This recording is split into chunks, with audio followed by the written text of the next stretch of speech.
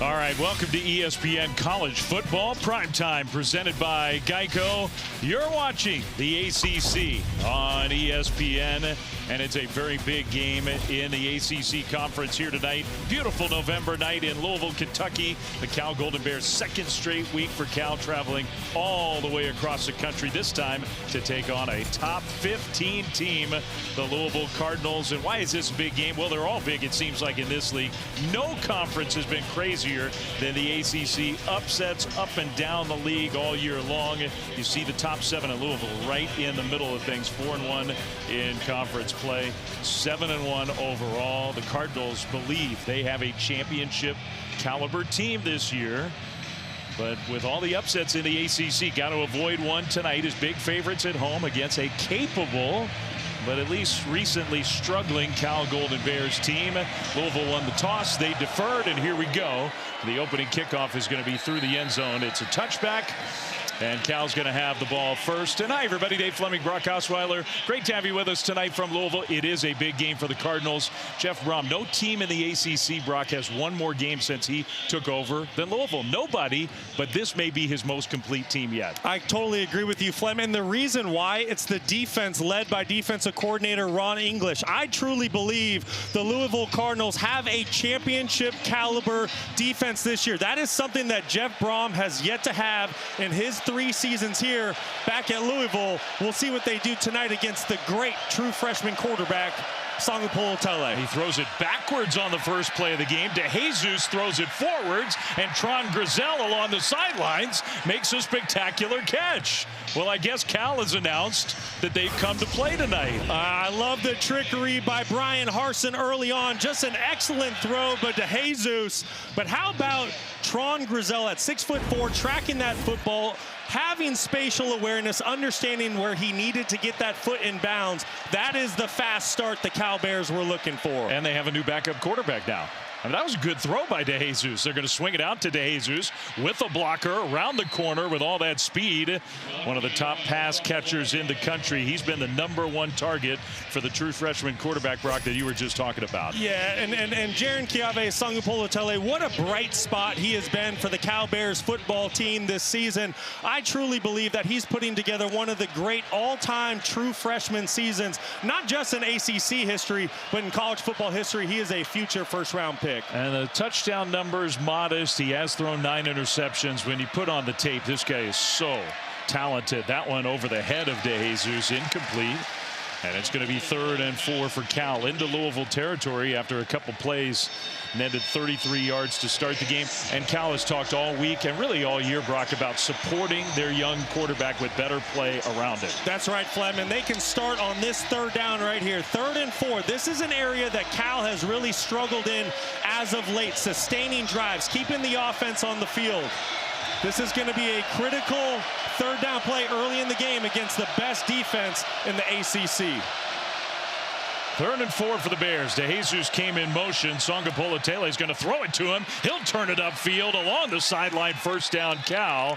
Jabari Mack finally pushes him out of bounds, but you can see how much they want number 21 involved. Well, he's just a playmaker, and if Louisville is going to play man-to-man coverage, DeJesus is going to win more times than not. I love the play design by Brian Harsin. He creates a bunch formation. It causes hesitation, confusion by that Cardinals defense, and it's an easy pitch and catch to pick up a 1st down for the Bears. We're going fast and furious here in these first few minutes. Cal has totally reworked its offensive line coming into this game tonight. Now that's an interesting formation on 1st down. And Sangapolo with pressure coming, delivers to DeJesus again inside the 20, close to another Cal 1st down. Well, that's just a great job by the true freshman quarterback. He understands that the Cardinals are going to bring one more defender than he has in protection. So he has to get this football out quickly. He finds his go-to target in DeJesus, who wins on the slant. And I tell you what, Cal, all season long, they really haven't played with tempo, and that's what you're seeing out of this Bears offense right now, and it certainly is catching Louisville off guard. Haven't run the ball yet. 5 passes, 56 yards, and they're inside the 20. They're going to throw it again toward the end zone. Grizel couldn't catch it. That was Mack in coverage again. He's been all over the place on defense, almost like they're picking on him. It's 3rd and 1. You know, Flem, you just said it, Cal. They've really struggled running the football this year. In fact, they're the 2nd worst in FBS when it comes to yards per game. So how do you try to create a spark for your offense when you can't run the football and teams know you're going to throw it? Brian Harsin, he's going to change the pace of the game. So I really like this up-tempo by Cal right now. We'll see if they can keep the drive alive here on 3rd and short. Their top tailback is in the backfield. Songapola-Tele under center for the first time. Kendrick Raphael will get the carry, and he's got the first down and more inside the 15 down to the 11-yard line as the drive continues. Just an excellent job by the right side of the offensive line for Cal, along with the tight ends. They completely wash away the defensive front for the Cardinals. And this is really impressive by the Cal Bears. They really started slow the last couple weeks. Last week at home against Virginia, of their first 6 drives of the game, only 1 cross midfield. Excellent start for the Bears tonight. So it's not quite 1st and goal. They could get a first down inside the 2. Raphael another carry. This time not much room. Good tackle for D'Angelo Hutchinson from the safety spot.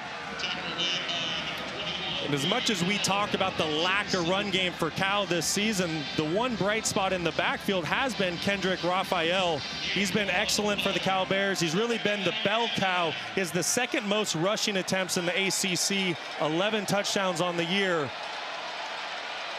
I mean, it's interesting, isn't it? They're not running the ball very effectively, but he's having a really good year. It's almost like there's been nobody else to help in that regard. Songapola-Tele incomplete. Into coverage. Tron Grizel, I don't even know if he was ready for the football. It's 3rd down. Yeah, a little bit of a busted play. You do need to give the Cardinals some credit there, though. In order to go with the football, good job having disciplined eyes in the secondary, not fooled with the play-action pass. Covered up the wide receivers. 3rd and 9 for Cal. Opening drive of this game. DeJesus in the slot at the bottom of your screen. He's been the go-to target this year on 3rd down for Cal. And somebody moved. I think it was Cal on the offensive line.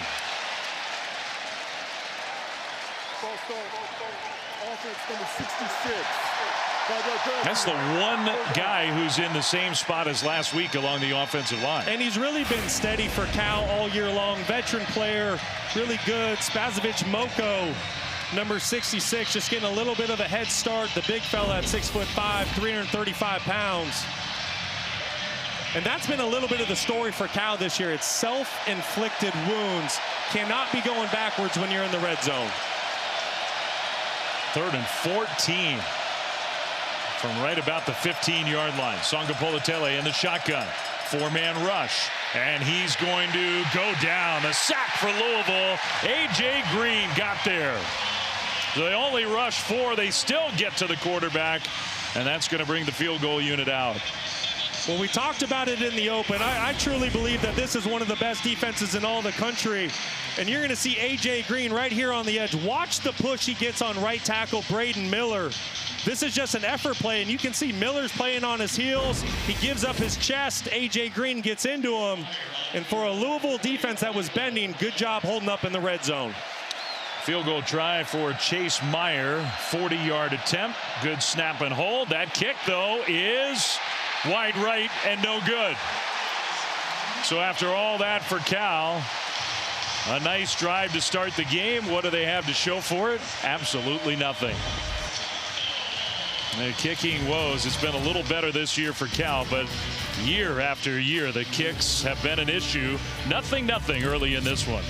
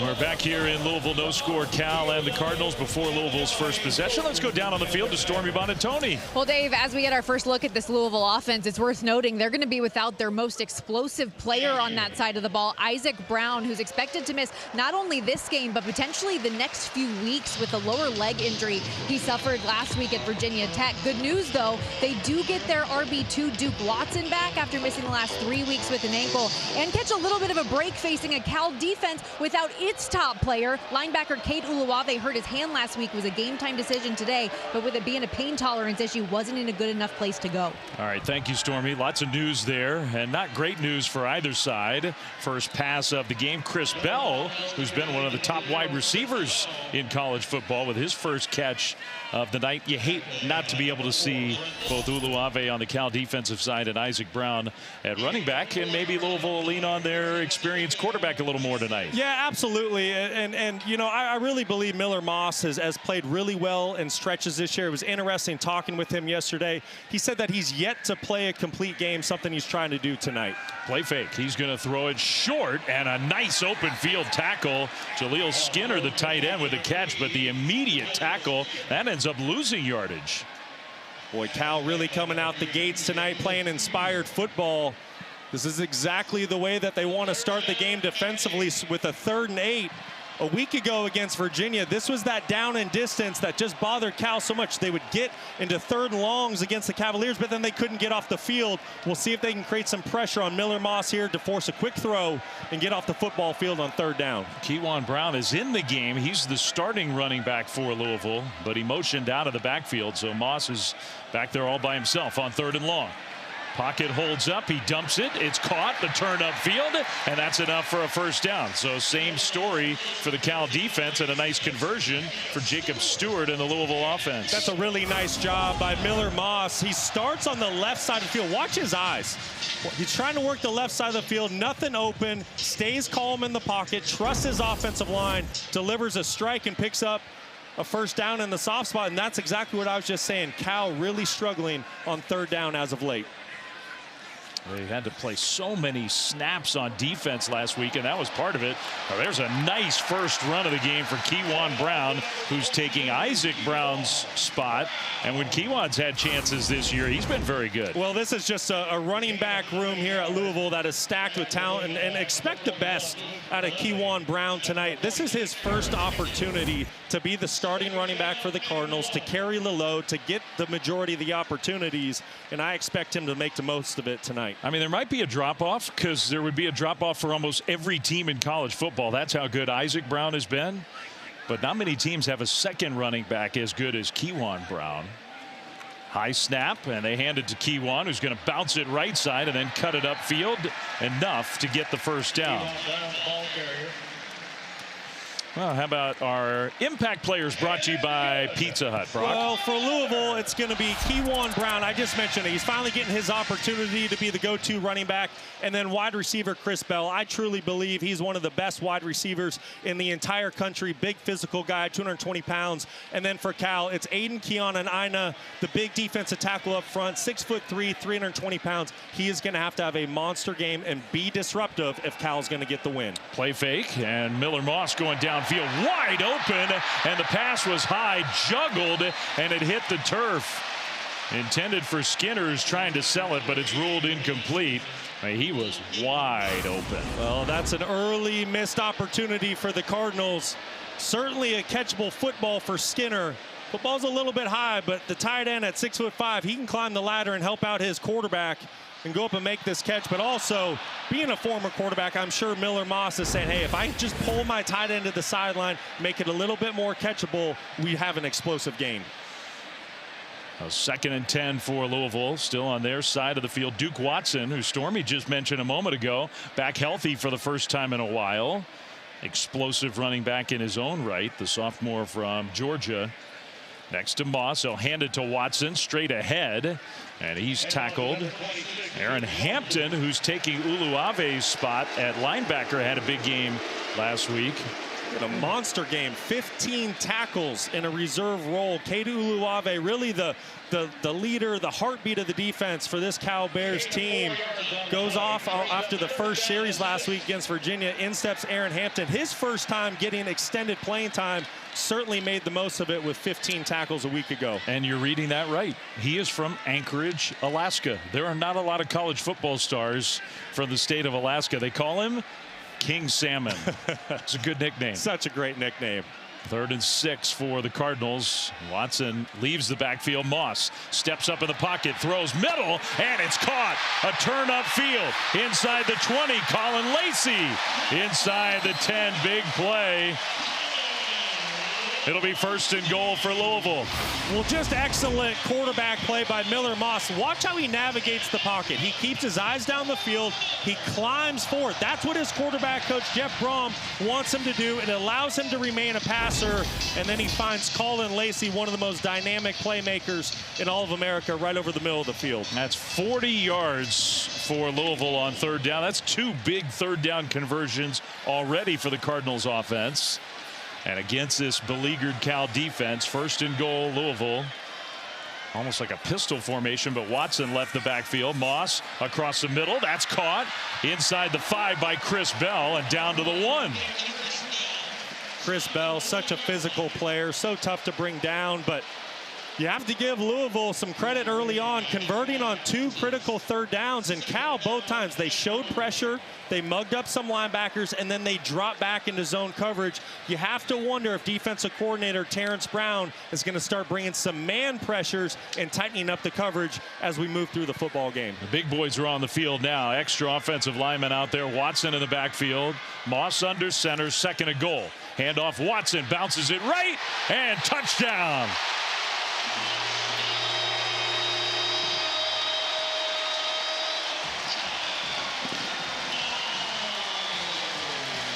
Great first drive for the Cardinals, and Duke Watson back healthy this week on the field, scores the touchdown to finish it off.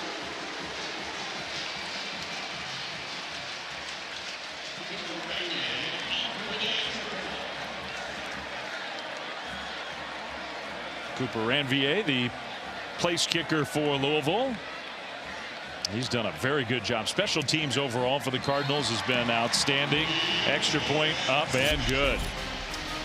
Well, it's a fast start for this Louisville offense tonight. Duke Watson finally healthy and back in the lineup. Strikes first, 7-0 here in Louisville.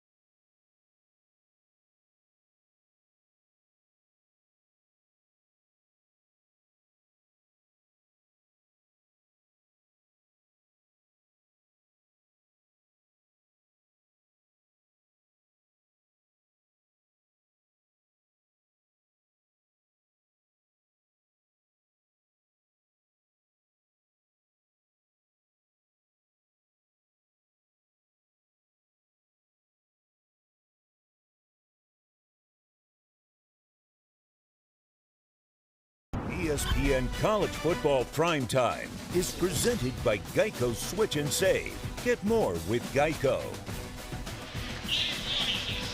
You got 3 coaches in the ACC, all doing good jobs, who are coaching the teams that they played for when they were college football players, including, of course, the head man here in Louisville, Jeff Brom, who's just done an outstanding job.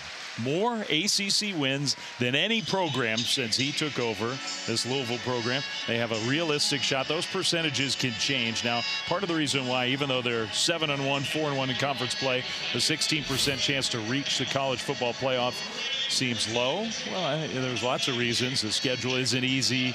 They might lose some tiebreakers to get into the ACC championship game. We'll talk about that as we go on throughout our broadcast, but they're in position with a win tonight to move a step closer after an opening drive touchdown, 7-0 Louisville, before Cal comes back on the field. Let's check in with studio.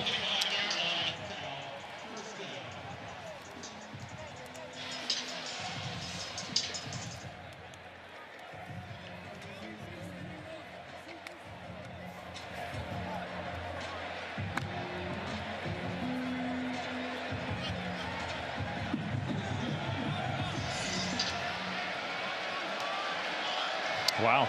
Thanks, Kevin. We've seen Cam Coleman up close and personal. That kid can play. Force to reckon with. First play of this drive for Cal, and it's a little swing pass. Kendrick Raphael, nice tough run after the catch for the running back outside to the 30-yard line. Gain of 5 on first down. Bears moved the ball just fine their first drive, but they came up empty. They did, and there was really good tempo to that drive. So I expect Cal to kind of keep up that pace and see more of the play like you just saw. More quick throws to the perimeter. That will be an extension of the run game for Cal tonight. 2nd and 5. Songapola-Tele in the pocket. Steps up. Is he going to try to scramble? No, he's going to throw it. It's tipped up and might have been intercepted. Tron Grizel, it looked like it hit the turf, but it might have just hit him. And Tayon Holloway came up with the ball. The officials, there was some confusion about the signal. I think they said incomplete. Boy, it's close. I think this ball hit. Yeah, I agree. The ball hit the turf as JKS was trying to get the football to Tron Grizel over the middle of the field.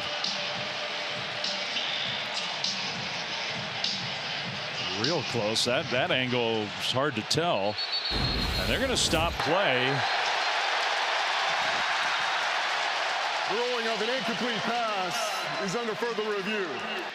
ACC crew, John Noley, the referee, Bill Stimmel, part of the replay crew. So we'll take one more look. We're going to take a quick break while they review this play and see if we can see. Did it hit the turf? Tough to tell. We'll see. It's a big call coming up.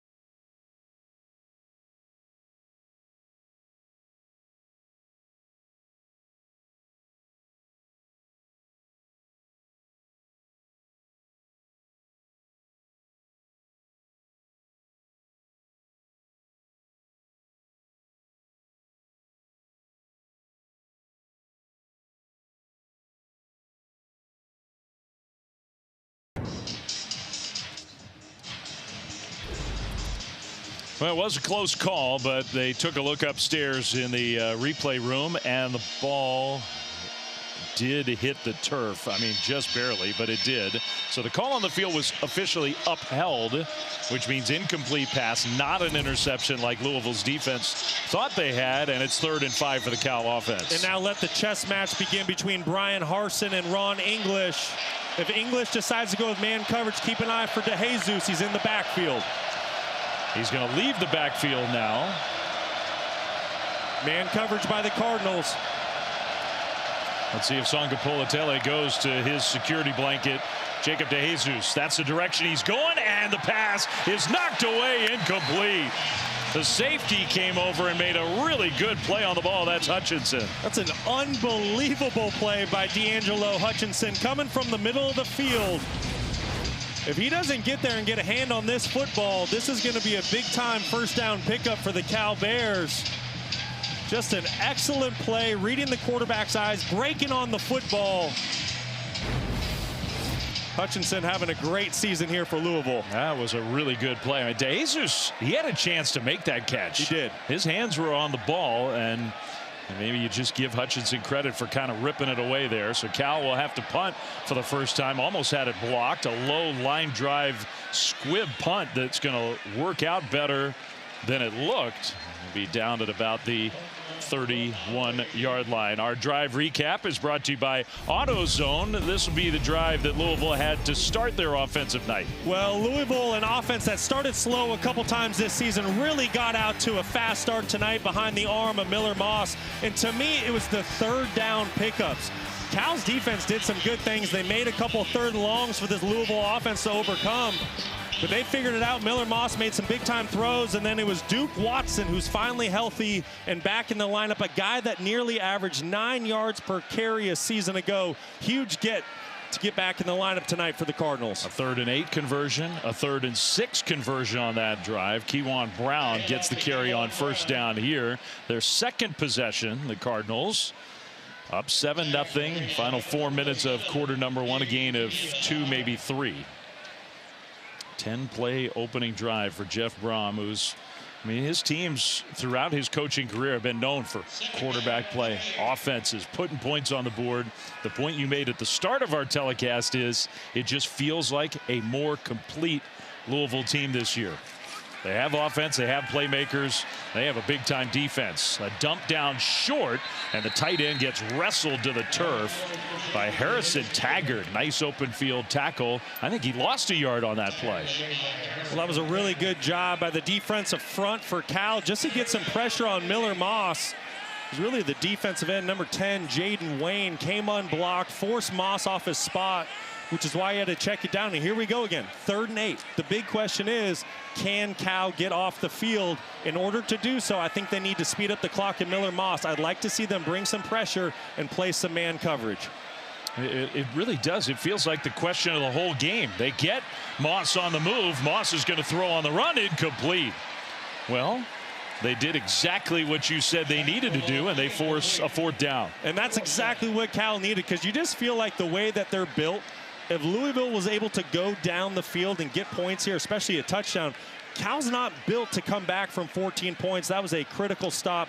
Great job by Cal to get the football back for their offense. There were a couple guys in there, but I think Chris Victor from his defensive end spot was really the one who created a lot of the havoc on that play. Jacob DeJesus back deep to receive. The return game could be a factor tonight, but you have 2 of the best punt kick returners in the country in this game, and DeJesus is one of them for Cal. He'll signal fair catch here and make it at about the 25-yard line. So Cal offense right back on the field after the 41-yard punt, and Jaren Kiave Sangapolatele just having, statistically it's not overwhelming, such a great freshman year. His statistics in high school were overwhelming. Think of all the Hawaiian quarterbacks. He has the most passing yards in the history of that state. He leads all FBS true freshmen with more than 2,100 yards through his first 9 games. In ACC play, it's been a little tougher. The point that his head coach has emphasized to us and really anybody who will listen, whether it's drops, whether it's protection, whether it's even snap issues that have plagued Cal, needs some help from his teammates. DeJesus, another catch.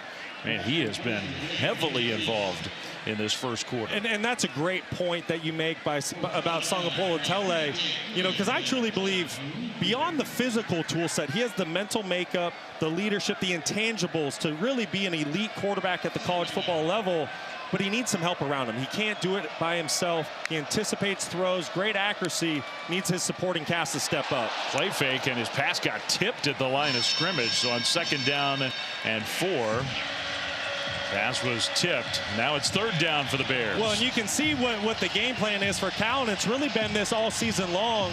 This football team goes as JKS goes. You see it. They're not really trying to establish the run. It's been a difficult spot for them. They're going to win or lose on the left arm of Sangapolo-Tele.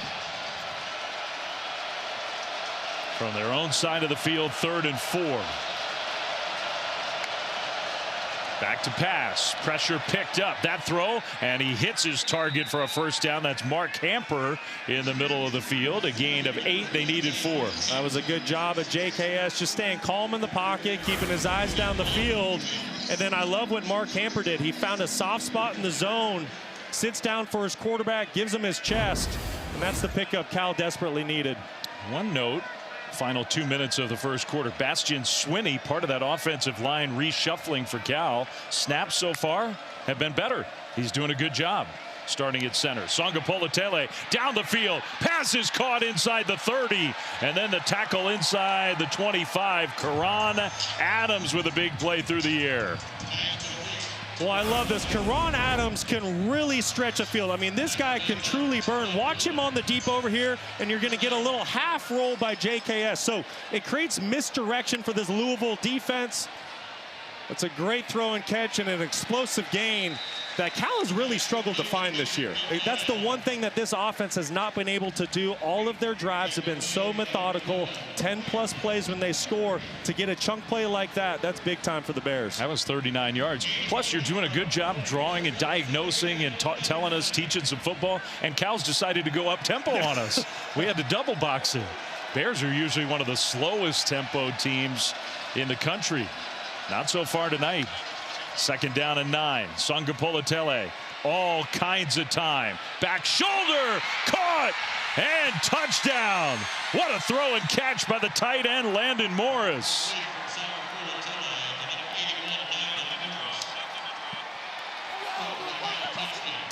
Some life for Cal. The final minute of this first quarter, an extra point away from tying this game.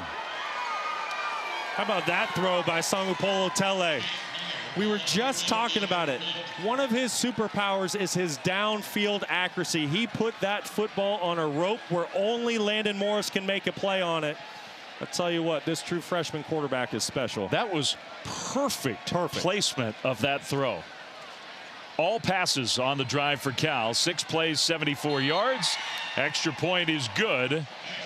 And the Bears have tied this game. What a throw. What a throw is right, Flem. Not many quarterbacks in college football can make throws like this. It's excellent coverage by the linebacker TJ Quinn. You see where the location of the throw had to be. Landon Morris did an excellent job going up, keeping his body control, making a play for his young quarterback. But you just cannot get enough of this throw. Look at the location of that. That is as good as coverage can be, and Cal beats it anyway because of their young left-handed quarterback. The old saying, there is no coverage for a perfect throw. And, I mean, Cal also made some plays to help their quarterback on that drive. Good protection, gave him time. Couple contested catches from 2 different Cal receivers. And just overall great complementary football. We've been talking about all game long. Can Cal's defense get off the field on 3rd down? Well, they finally got a 3rd down stop. You get the football back to your offense. You pick up a couple 3rd downs. And what do you know? JKS makes a perfect throw. And now we have a tie ball game. I mean, a long way to go in this one, but the momentum was building on Louisville's side, and that feels like a big sequence for Cal in both directions. just to give him some hope, some life in this game against a very good Louisville team. Quarterback by a guy who's been around a long time in college football, Miller Moss, who back in 2021 was a top 100 prospect in the country, quarterback from Southern California, played for his hometown team USC, had some big moments, had a really big moment in his first career start against Louisville. Maybe part of the reason why Jeff Brom wanted to bring him here. He saw it up close and personal. 7-1 as the starting quarterback, first year in this Cardinals program for Miller Moss. Very talented kid. I believe when things are right around him, he is excellent. I had a really enjoyable conversation with him yesterday. A very mature young man, a kid that just gets it. And he hits his receiver, Chris Bell. Another catch for Bell, who's gone over 2,000 career yards with his first quarter performance here tonight. That's a gain of 10. Well, when you talk about Miller Moss and the success he's having, well, it certainly helps when you have guys like Chris Bell and Colin Lacey to throw the football to. But Bell, what a tremendous career he's had here for the Louisville Cardinals. More than 2,000 career receiving yards, has sort of bided his time, earned more playing time. That will be the final seconds of quarter number 1. Timeout on the field. And we've got a good game going so far.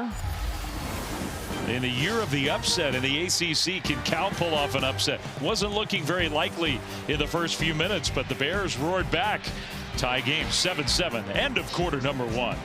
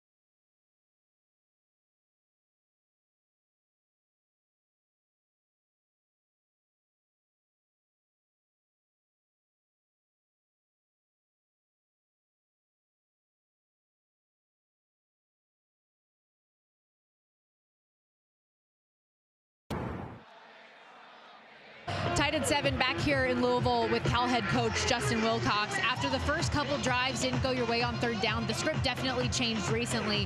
How has that improved the way you guys have been able to do things on both sides of the ball? Well, we converted on offense the first and third drive. Great throw and catch to finish it. Unfortunately, we didn't get points on the first drive, missing the field goal. And defensively, the first drive was all third downs. We had multiple third down losses, so we got to tackle better and get off the field on third. Thanks, Justin. Thanks.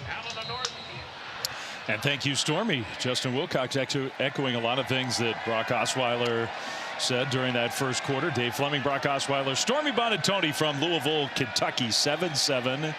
We start the second quarter of this ACC game. Duke Watson in the backfield for the Cardinals. 1st and 10, and a pass deflected, knocked away, incomplete. That's Zeke Massis, who's become one of the best in the country at doing just that. He is. He leads the ACC currently in passes defended. This is good on good outside.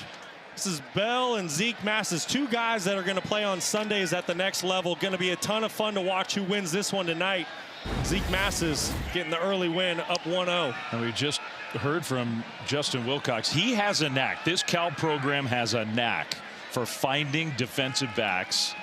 One of the best programs in the country for that. Miller Moss throws along the sideline, and that one's knocked away by Paco Austin.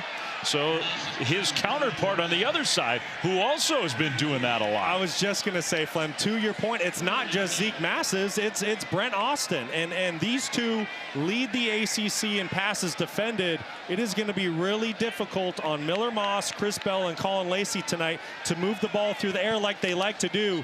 2 really fun matchups that we're going to enjoy watching tonight. So 3rd and 10, another chance for what Justin Wilcox was just saying. Our defense to get off the field on 3rd down. And pressure picked up. Moss throws across the middle. That pass caught, and an open field tackle. He's going to be stopped short. Chris Bell, who's so hard to get down, he's about a ½ yard short. This will be a decision here for Jeff Brom. That's a really good open field tackle. Chris Bell, 6'2", 220 pounds, really strong, really powerful. He excels at running these shallow crosses, turning them into big time gains. That is a great open field tackle to force the 4th and short. And Louisville's going for it. It's a team that doesn't do this quite as much as some other programs.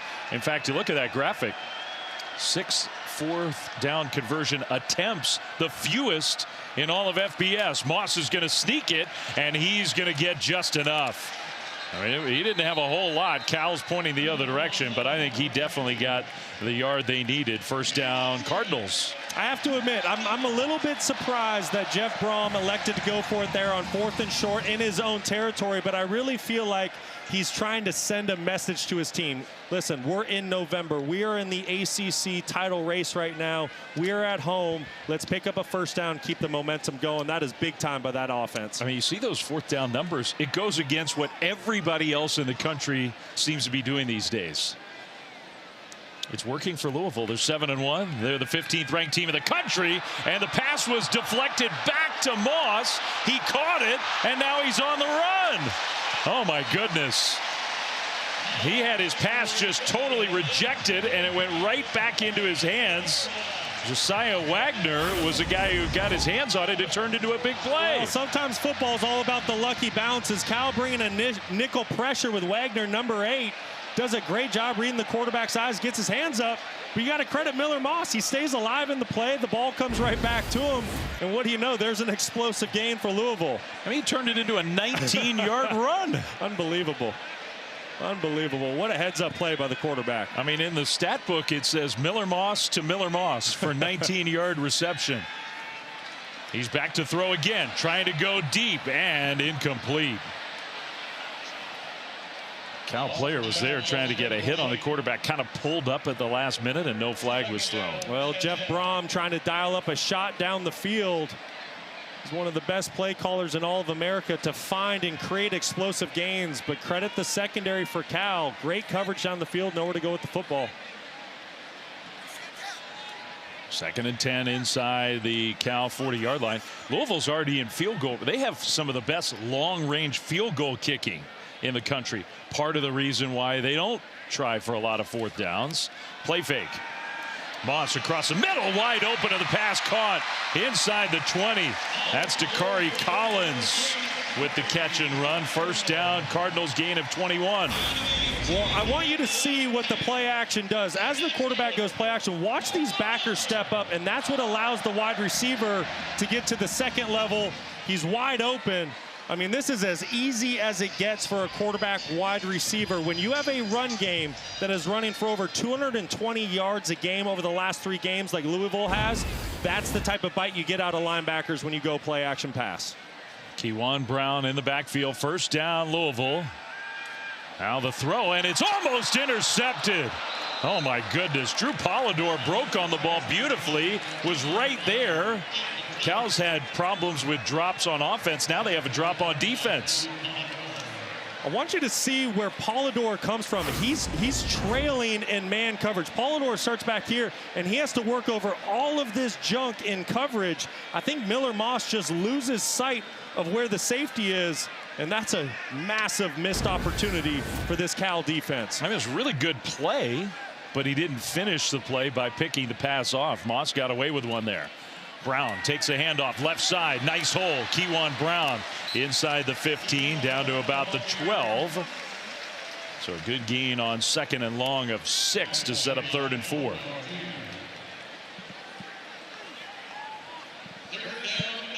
You have to wonder what Louisville and Jeff Brom, what they're thinking right now. Is this 4-down territory? If it is 4-down territory, don't be surprised if the Cardinals keep the football on the ground.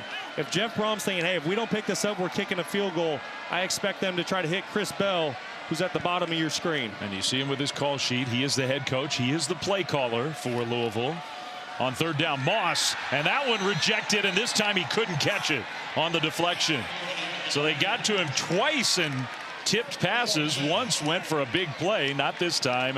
It's 4th and 4. They didn't run the ball, and here comes a field goal team. Well, this is a great defense call by Terrence Brown. Watch with the pressure from the linebackers. The offensive line, they have to sift down, and this allows the defensive tackle to come scot-free. If this doesn't happen, Miller Moss is going to be able to hit Chris Bell for a slant, for sure for a first down, if not a touchdown. Derek Wilkins, the guy who got in there, got the hand on it. Ranvier, the place kicker. Just a 30-yard attempt, and the kick is up, and it is good. Very reliable kick game for Louisville. Part of the reason why they're 7-1 and the 15th ranked team in the country. On a beautiful November night in Louisville, Kentucky, the Cardinals lead the Golden Bears 10-7.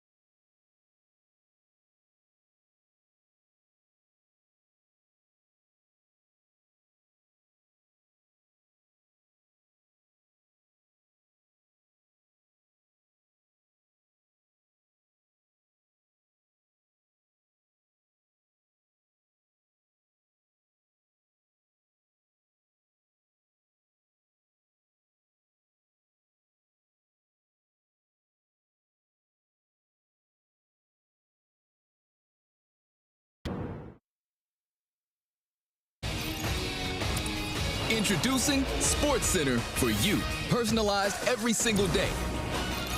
Now available on the ESPN app. Powered by your favorites.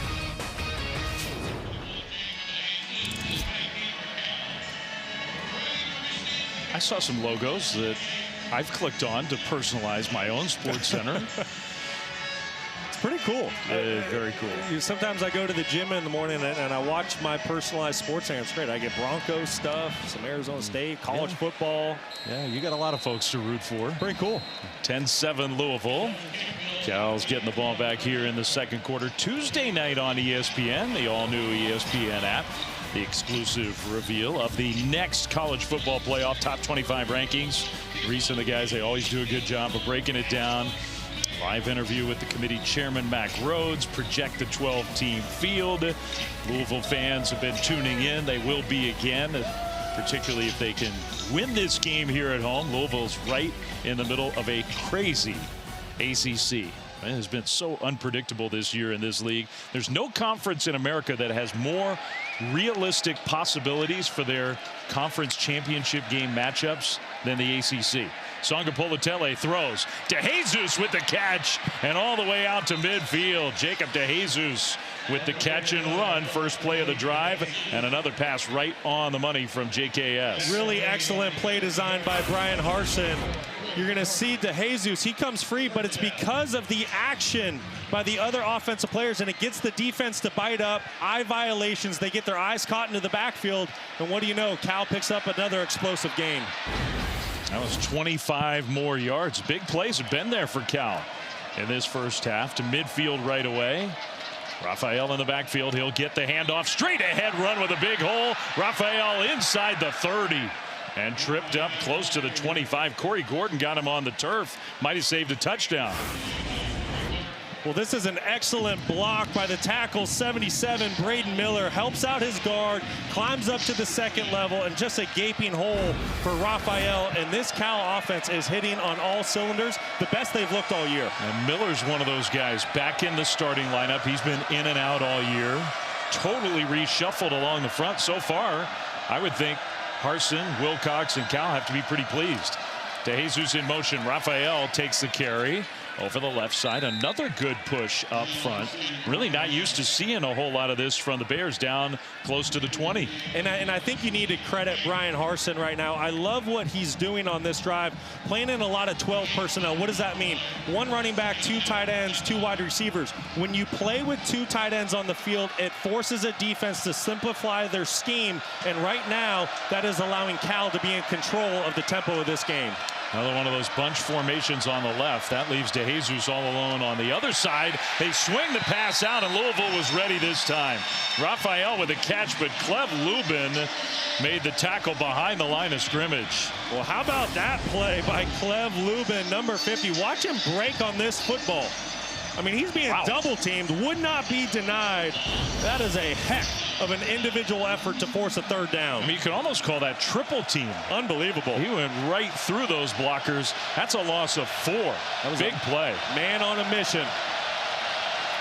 Here he is on your third down play. We'll see if he can impact this 3rd and 9. It's gotten much louder here for 3rd down. And the dump down short in the open field. 1st down and more. It's going to be 1st and goal.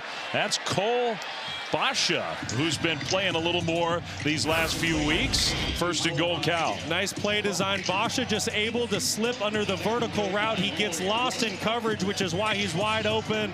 Louisville playing a zone defense, dropping back to the sticks. I love how JKS gets that football out of his hand and lets his playmaker go to work. Part of the field where Cal has not always been super efficient. That's their 3rd play of 20-plus yards on this drive. Songa Politele going to try to run, and he had nowhere to go. I mean, I think he had a pass option that was covered up the tight end, so no gain. It'll be 2nd and goal. Really good job of that Cardinals defense being disciplined with their eyes. Brian Harsin presenting a lot of misdirection for this Louisville defense led by Ron English. Good job there on 1st down. See if the Cardinals defense can hold here. 6 plays, 70 yards. the former Bears player, Ron English, who's the Louisville defensive coordinator, going up against his alma mater. Songapolatele rushes up under center, hands it off. Raphael bounces one would-be tackler, not a second. Lubin again was in on that play. Maybe a yard for Raphael. It's 3rd and goal. Tell you what, Clev Lubin, 6'3", 250 pounds, just stout and strong on the edge, winning his one-on-one matchup to force a 3rd and goal. You have to think here, Ron English going against a true freshman quarterback. He wants to speed up his internal clock. He wants to force him to make a quick decision. I expect Louisville to bring an all-out pressure here on 3rd down.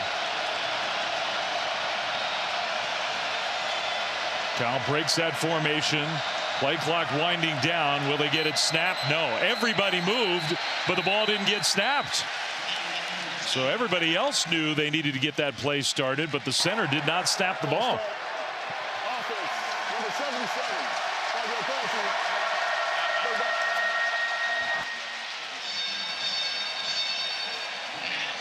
Yeah, you could really call this on almost anyone on the offensive line. And I'll be honest, I'm not a big fan of the clap as a road team. When you get into a loud environment, it is really difficult for an offensive line to hear a clap, get off at the same time. I kind of like the old school foot raise. 3rd and goal. Raphael moves into the backfield behind Songapolatele. Now they're going to swing it backwards to DeJesus. He's going to throw again into coverage, incomplete. Now that was taking a big chance, trying to hit Mark Hamper. The second pass for Jacob DeJesus already in the first half. The field goal unit will come on the field. I mean, really dangerous throw by DeJesus, but at the end of the day, he did give Mark Hamper an opportunity. I mean, he's throwing this thing into heavy traffic, but he does put it in a place where his receiver could make a play on the ball. Just a missed opportunity for Cal, but a chance at 3 points here. 27-yard try, kind of an awkward angle. Kick is up and kick is good for Meyer, who missed on his first try tonight. This one ties the game at 10. Another good drive for the Bears, but a good stand by the Louisville D.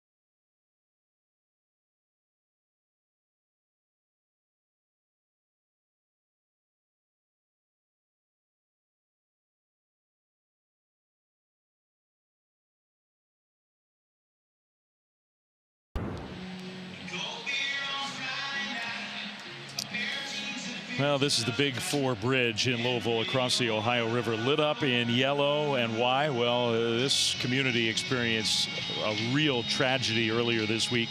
UPS flight 2976 crashed trying to take off from the airport, which is just a mile or two from this stadium. At least 14 people lost their lives in the airplane, on the ground where the plane crashed. This community's come together. It has shaken up a very proud and strong Louisville community. Our thoughts are with, obviously, those who lost their lives and their families, but everybody here in Louisville coming together after a really difficult week. For the folks here in this proud town, ACC game here under the lights on Saturday night, 10-10. Kickoff for Cal through the end zone. That's a touchback, and we'll go back into studio. Another update with Kevin Connors.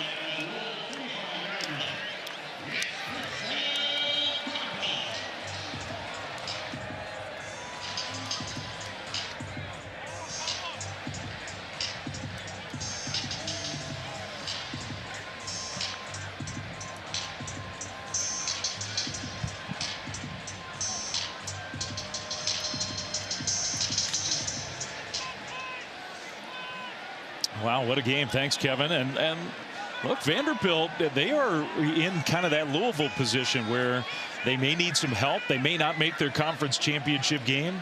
They are going to have an argument for the college football playoff if they keep piling up wins. Louisville gets the ball back, tie game. Keywan Brown with the carry on first down for a gain of 2, maybe 3. And there is a penalty flag on the play. We haven't had many of those in this first half. It's going to be a legal formation on Louisville. Only 6 guys on the line of scrimmage. The illegal formation. Offense. More than 4 men in the backfield. 5-yard penalty. Remains first down. A different way to say exactly what you said. Well, they were looking over to the Cal sideline. Do you want to accept that penalty? It would have been second and what, 7? And instead, they'll make it 1st and 15. They do accept the penalty. Couple of tight ends in motion with Brown behind Miller Moss, and they'll hand it to Brown along the right side. He hits the hole fast and kind of gets back exactly where they would have been if the penalty had been declined. That's a gain of 8. Really good job by this Louisville offensive line, in particular the right tackle, number 60. Keep an eye at the top of your screen. Just winning his one-on-one, creating a pancake block, gaping hole for Keywan Brown.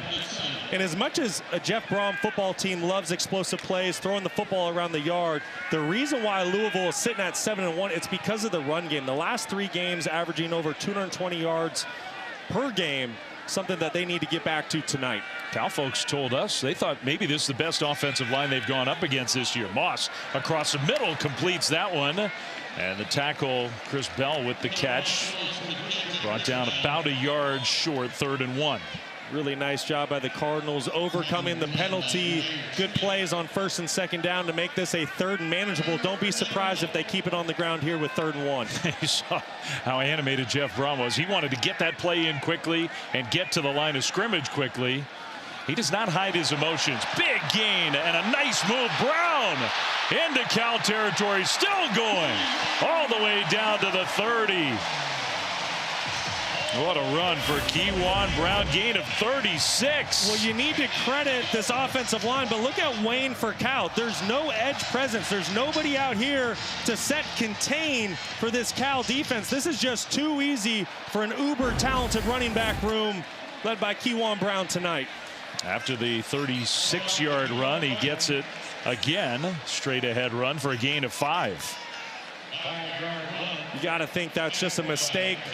You saw Jeff Brom. He wanted his offense to get up to the line of scrimmage, play with tempo. Anytime you do that, you put a lot of pressure on a defense to make your call and get lined up properly. And you saw there was just no containment player there for the Bears on 3rd and 1. Keywan Brown's doing a pretty good Isaac Brown impersonation in this first half.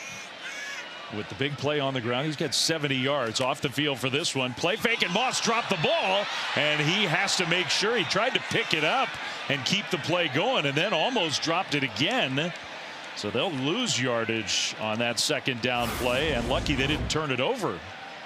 Yeah, just a little bit of issue with the ball handling here. This is going to be a hard play action pass. You see Miller Moss, I think he just gets the football stuck with Duke Watson for just a half a second too long, loses the football. You never want to go backwards on second down. You watch that ball sit there on the turf for a while.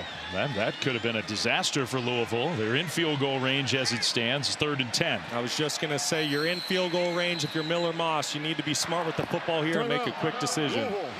Louisville's going to use its first timeout of the first half with 2:47 on the clock. A 10-10 game, a good game with Louisville driving. Back right after this.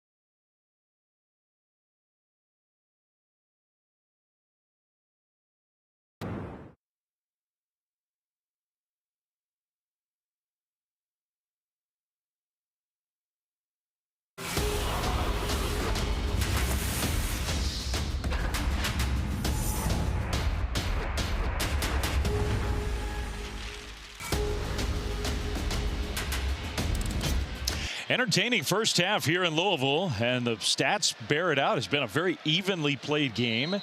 10-10, 3rd and 10 for Louisville in field goal range. 2:47 to go until halftime. Miller Moss in the shotgun, going downfield over the top, and the pass is knocked away incomplete. Intended for Colin Lacey. 4th down. Good play on the ball there by the Cal DB. That looks like Cam Sidney. Wow, really good effort by Lacey. It was close. I almost thought he had a foot in there.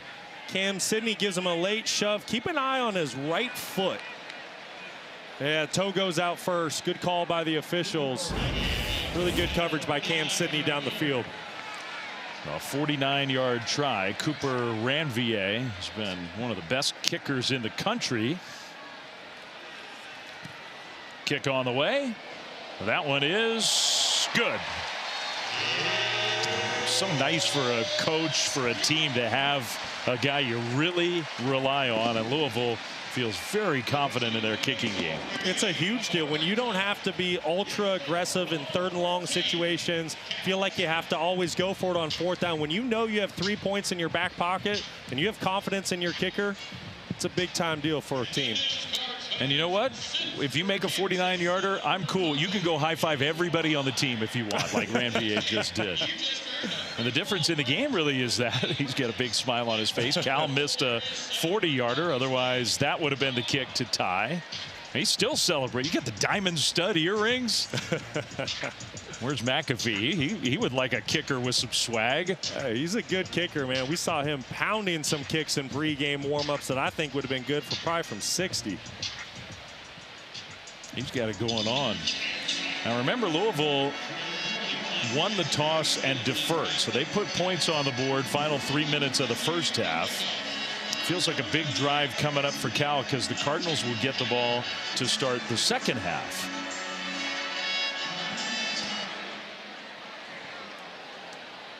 DeJesus lets the ball go over his head into the end zone. That's a touchback. Speaking of DeJesus, man, he has been everywhere for Cal on offense. He has been outstanding and doing it all. This is the first play of the game. Coming out the gates, little trickery, throws a great ball to Tron Grizel down the field, and then just doing it all in the receiving game. Already 5 receptions, 60 yards. He has such great rapport and chemistry and trust with his young signal caller, and you see it paying off early in the first half tonight. I mean, he's a guy who has fought so hard to get to where he is.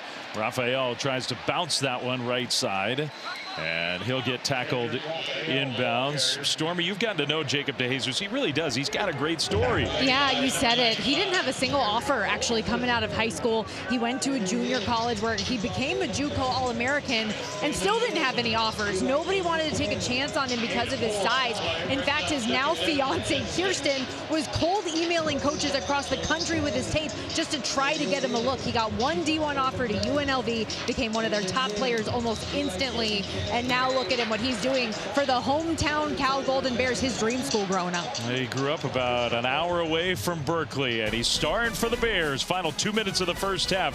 2-minute timeout right now.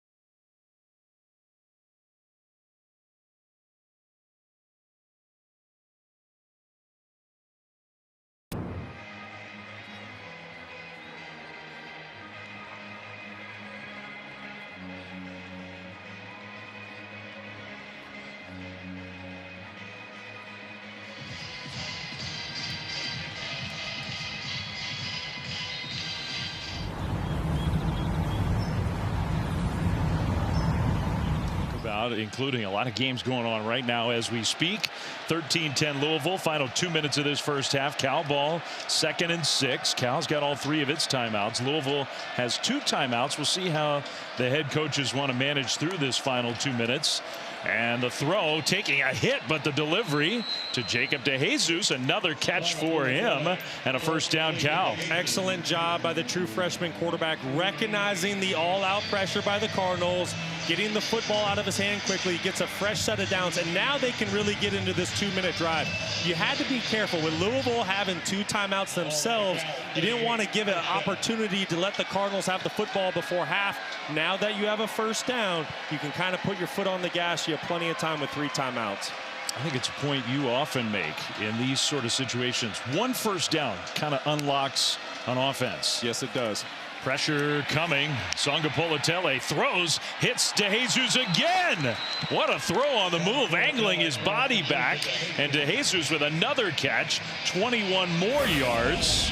First down Cal. Tell you what, JKS, not the most mobile guy, but does a tremendous job navigating the pocket, keeps his eyes down the field, and DeJesus had to work all the way across the formation.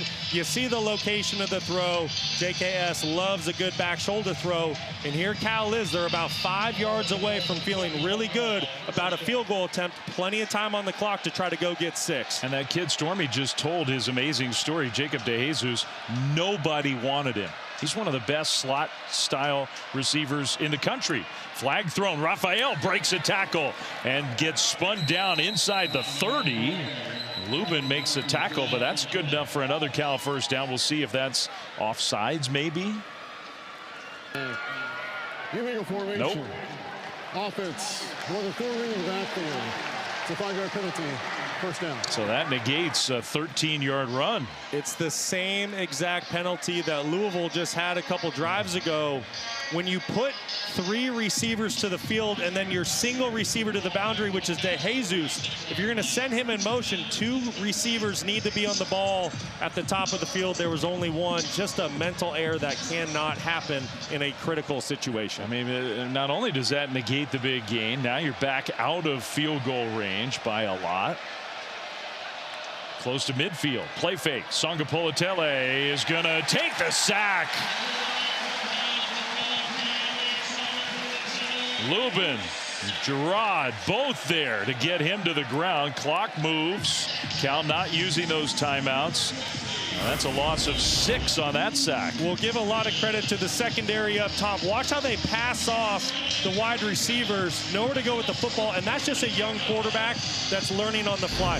Hey, if the defense covers up your targets, bury the ball on the ground, save the field position. You cannot go backwards in a 2-minute drive. I mean, they're letting the clock wind here, which tells you how confident they are about moving this ball toward the end zone.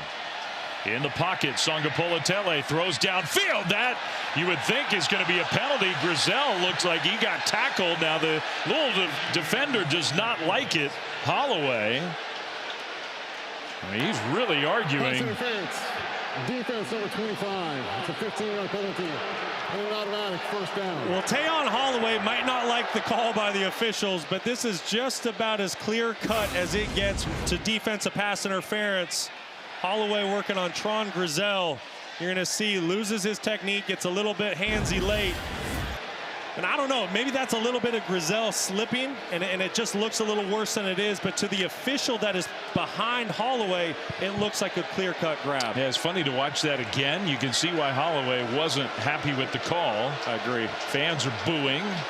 The clock is definitely a factor. Cal did not use a timeout. So down to 36 seconds. Songapolatele, little shoulder fake. Going down the sideline, incomplete. Knocked away, and guess who? That was Holloway, after committing the penalty, came back and made a really nice play.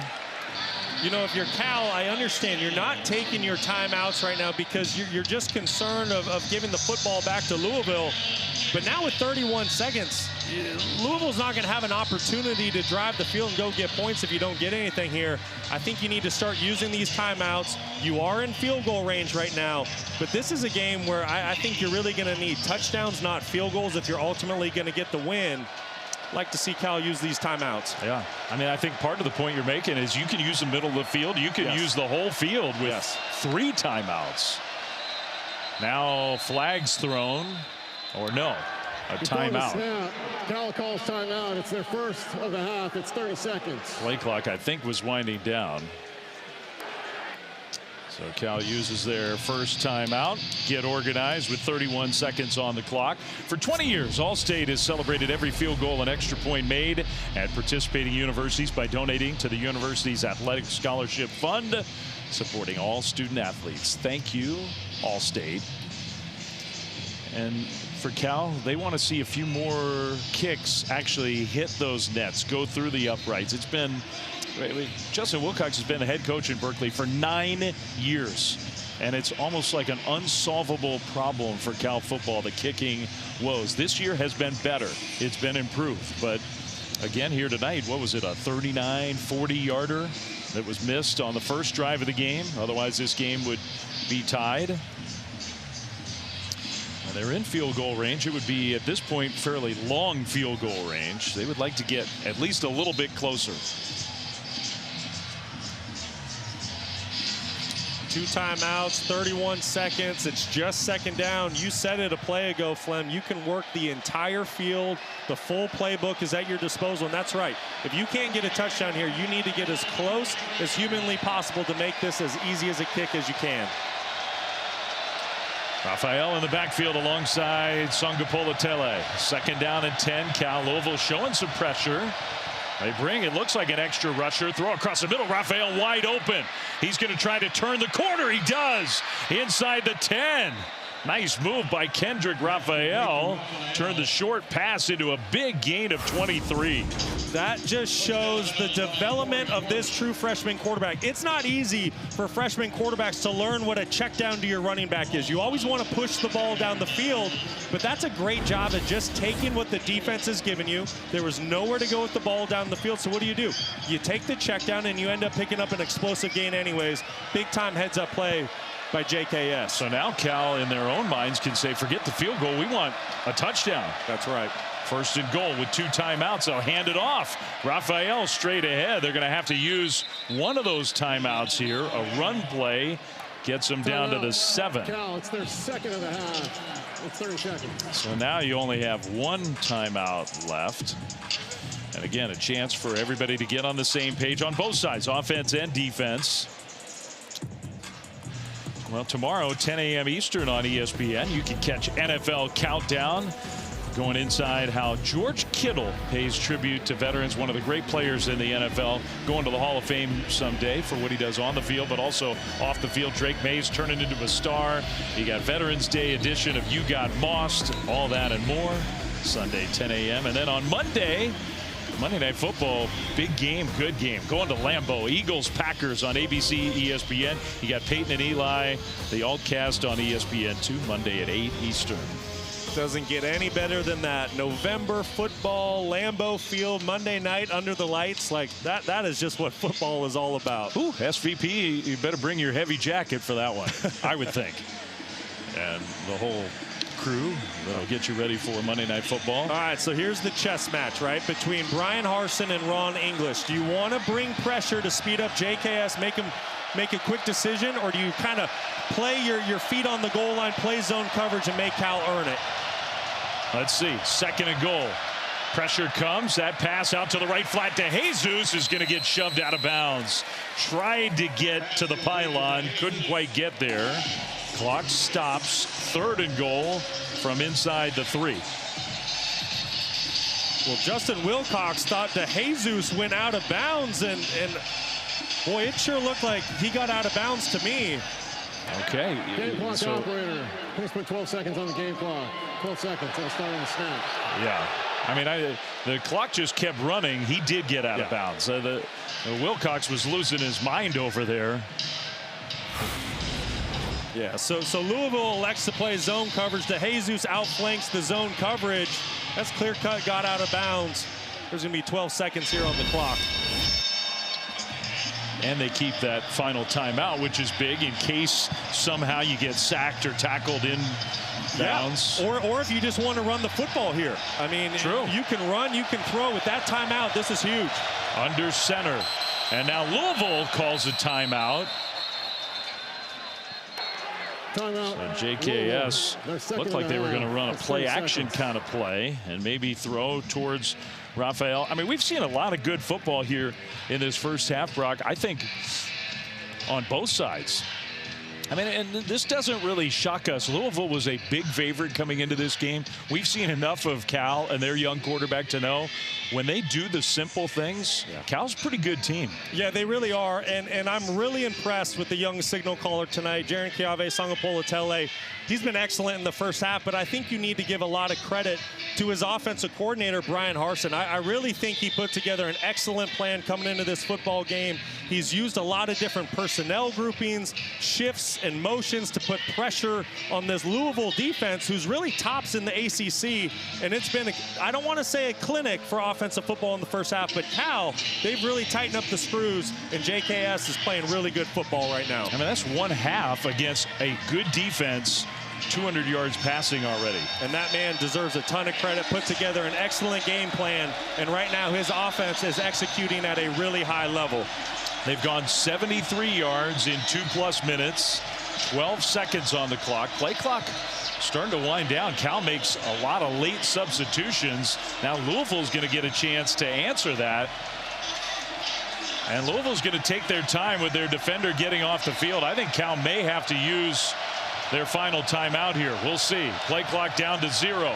They get it snapped. Raphael straight ahead, and he is in for a touchdown. Wow. I mean, they barely got that play off. Raphael barely got in. Clock was winding down. And Cal scores a touchdown to punctuate a 75-yard drive and take the lead. I tell you what, for a football team that has really struggled running the football this year, for them to dial up the attitude play and say, listen, we are tougher than you. We are going to run this football in here on third down. I mean, that's big time for an offense, especially in their confidence. Right guard, Tyson Ruffins, right tackle, Braden Miller, just an excellent job of winning the line of scrimmage. Extra point up and good. Raphael scored a touchdown in 6 straight games now. He's got, what, 11 touchdowns on the year. And Cal has a 17-13 lead. I mean, the true freshman, hard to lead a 2-minute drive better than that. I tell you what, just so impressive. I didn't know what to expect out of Cal coming into this game tonight. They've lost 3 out of their previous 4 games, and really in tough fashion, really some heartbreak losses. So you just have to wonder, does that take a toll on your team emotionally, physically? Where are you at? Are you going to be able to travel across the country and put on a performance? And right now, that is exactly what Cal's doing defensively. They're getting better. They're getting off the field on third down. And this offense for the Bears, they're hitting on all cylinders. They have Louisville on the ropes here in the first half. A long way to go. Yep. Louisville's been a really good second half team. They get the ball to start the second half. But we got a competitive game with a Cal team, as you said, across the country for a second straight week. Almost 3 touchdown underdogs coming into this game. And a lot of fight out of them right now. No kidding. Little squib kick along the turf. And it's going to be pitched back by Louisville. And that will wind the clock down to 1 second remaining. Our college football headlines presented by Harbor Freight. There have been some headlines. You and I, we were watching that Indiana game. Speaking of last-minute drives, the former Cal Bear, Fernando Mendoza, what a win, what a moment that was. It was incredible. You know, I was really thinking coming into today that we hadn't seen anyone in the Heisman race really have that Heisman breakout moment.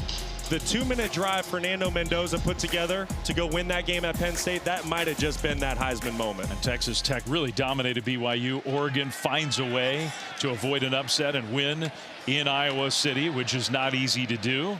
Brown with the carry. That'll be the final play of a spirited, competitive, and entertaining first half. And it's the home team, 15th ranked team of the country, Jeff Brom's group. They have some work to do. 7-1 on the year, but trailing 17-13 as the teams go to the halftime locker rooms. Louisville will get the ball to start the second half. Bears have some pep in their step.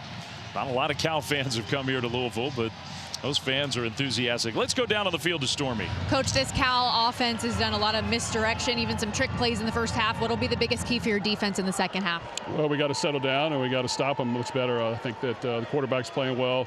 He can throw it. We're kind of spin a little bit on defense. We got to settle down and get under control and play some sound defense. You were curious what it would look like with Kewan Brown having to carry the load without Isaac today. What have you thought of his performance? Well, we're doing okay. I mean, I think we just got to continue to find ways to execute better on both sides of the ball, and we got to play hard to the end. Thank you. All right, thanks, Stormy. Thanks to Jeff Brom as they go to the locker rooms. Lots to talk about at halftime. We'll get you to studio with Kevin Connors.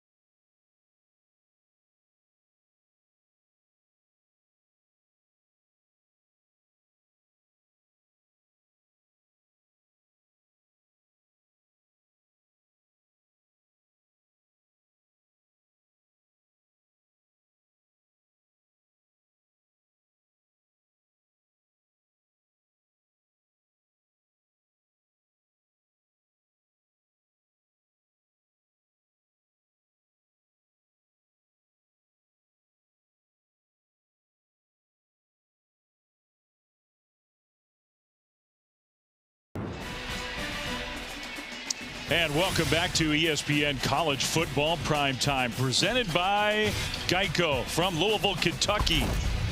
You're watching the ACC on ESPN, an ACC matchup between two teams that before tonight had never played in their histories. The Cal Golden Bears on the road, and they lead at halftime 17-13. Their true freshman quarterback, JKS, has just been spectacular. Justin Wilcox's team badly needs a win. Jeff Brom's group on the other side, Louisville, I mean, the Cardinals they have championship aspirations, but in danger of being upset on their home turf. Miller Moss and the Louisville offense will have the ball to start the second half. The passing game for the Bears was just spectacular in the first half. It really was, and I think you need to give a ton of credit to offensive coordinator Brian Harsin for just putting his offense in position to have success. Without a doubt, this is the most explosive and the best that this offense has looked all year. Cal will kick the ball deep, though, as we start the second half in Louisville. It's a big 30 minutes of football for the Cardinals, that's for sure. Dave Fleming, Brock Osweiler, Stormy Bonatoni, great to have you back with us. Really entertaining first half on both sides. Part of that was the big playability of the Cal offense. But Louisville's a good team, top 15 team, and Cal's hanging with them. Yeah, a lot of fireworks in the first half, but I think this is a really big drive for Louisville here to start the second half. It really felt like Cal really took the momentum there in the first half, especially at the end. Great 2-minute drive to cap off the first half. I think this is a really critical drive for the Cardinals. I'd like to see them lean on Brown in the backfield, who's averaging 11 yards per carry right now. Kewan Brown had a really good first half. It's Duke Watson, though, who gets the carry to start the second half. He's going in the wrong direction, breaking tackles, but ultimately does lose a bunch of yards on the first play of the half. Let's go down to Stormy. Well, Dave, I asked Cal head coach Justin Wilcox if you have a road lead in the second half over a number 15 ranked team in the country, how do you keep it? And he said, you know, it's amazing when you keep executing the basics of football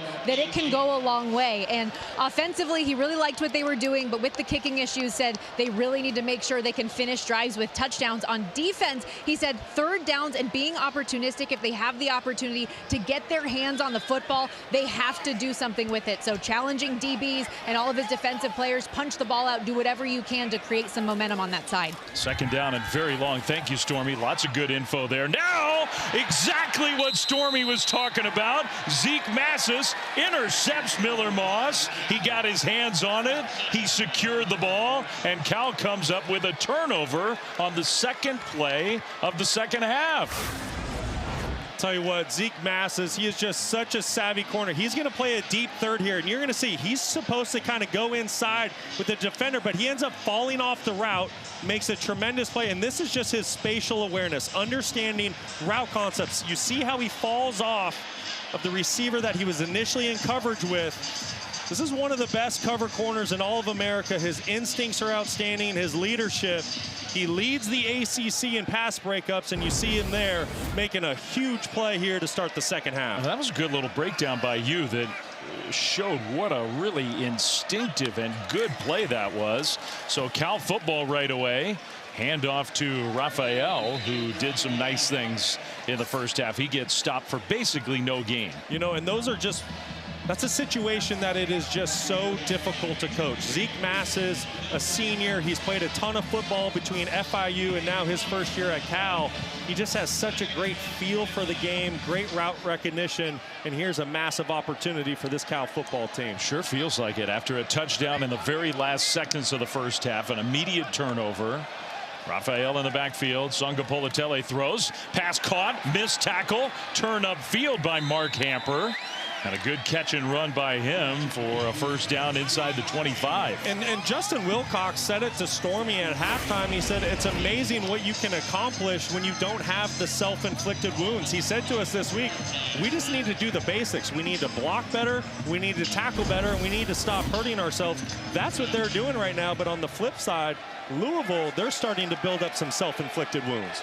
Can we snap the ball cleanly? Can we block for 3 seconds? It was a pretty simple ask from the head coach. That one incomplete. DeJesus was out there. Some double coverage in the area. 2nd down. You know, you look at the last month for Cal, and they lost their last 3 out of 4 games coming into this game tonight. And really, you look at the last 2. If it wasn't for those self-inflicted wounds against Virginia and Virginia Tech, they probably come away with wins. So that was the message from Justin Wilcox. Just don't beat ourselves. 2nd and 10 for Cal. After the turnover deep in Louisville territory, DeJesus comes in motion. Sangapolatele is going to swing it out to him, and a great open field tackle for a loss. Just a beautiful play. That's Antonio Watts. Watts, the do-it-all defender for the Louisville Cardinals. Keep an eye on number 9 getting right through that block. Excellent job of recognizing what Cal's trying to do. This is a big-time player. He's created a lot of takeaways for his defense this year. About time that he shows up and makes an impact on the ball game tonight. Loss of 3. Cal's in borderline field goal range. 3rd and 13. Sangapolatele, little play fake. Steps up, throws, and that one is caught. Wow, what a catch by DeJesus in traffic. Another ball caught by Jacob DeJesus. Gain of 14 and enough for a 1st down. Well, just another great play designed by Brian Harsin. Here's DeJesus, and watch how he uses the man pick here to create a little bit of separation with Holloway. Beautiful play design, great throw and catch. I mean, really, that is pretty darn good coverage by Tayon Holloway. Once again, there's no defense for the perfect throw. JKS putting that football exactly where it needed to be. It truly was. So they're going to review that play. And I guess trying to make sure that he actually caught the ball and controlled it all the way through the end of the catch. I thought he did, but they're going to stop play and confirm that. So we're going to step aside while the replay officials take over and take one last look. Brock, what do you think? From every angle I've seen thus far, I think it's a catch. Ooh. I don't know. We'll see when we come back.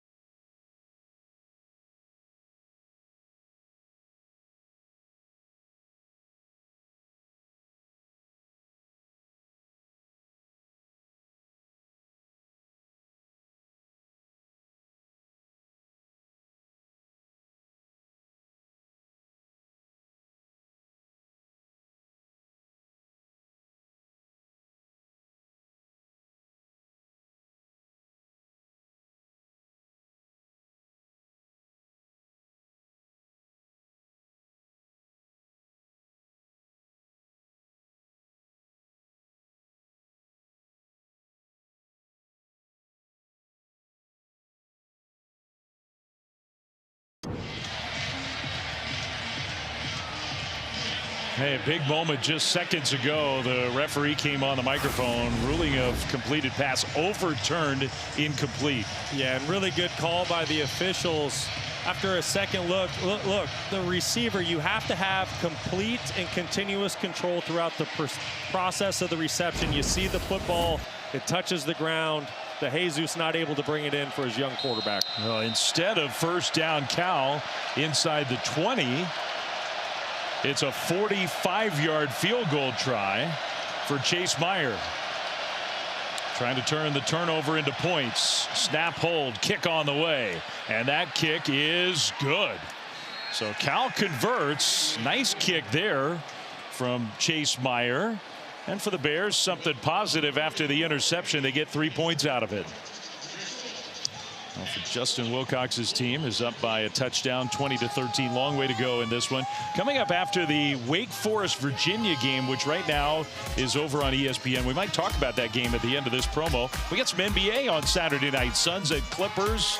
That's 10:30 Eastern-ish over on ESPN with NBA Countdown at 10 Eastern, presented by Popeyes.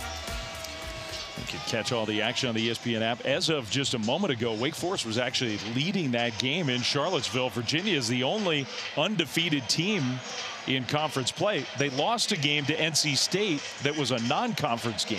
So it's confusing.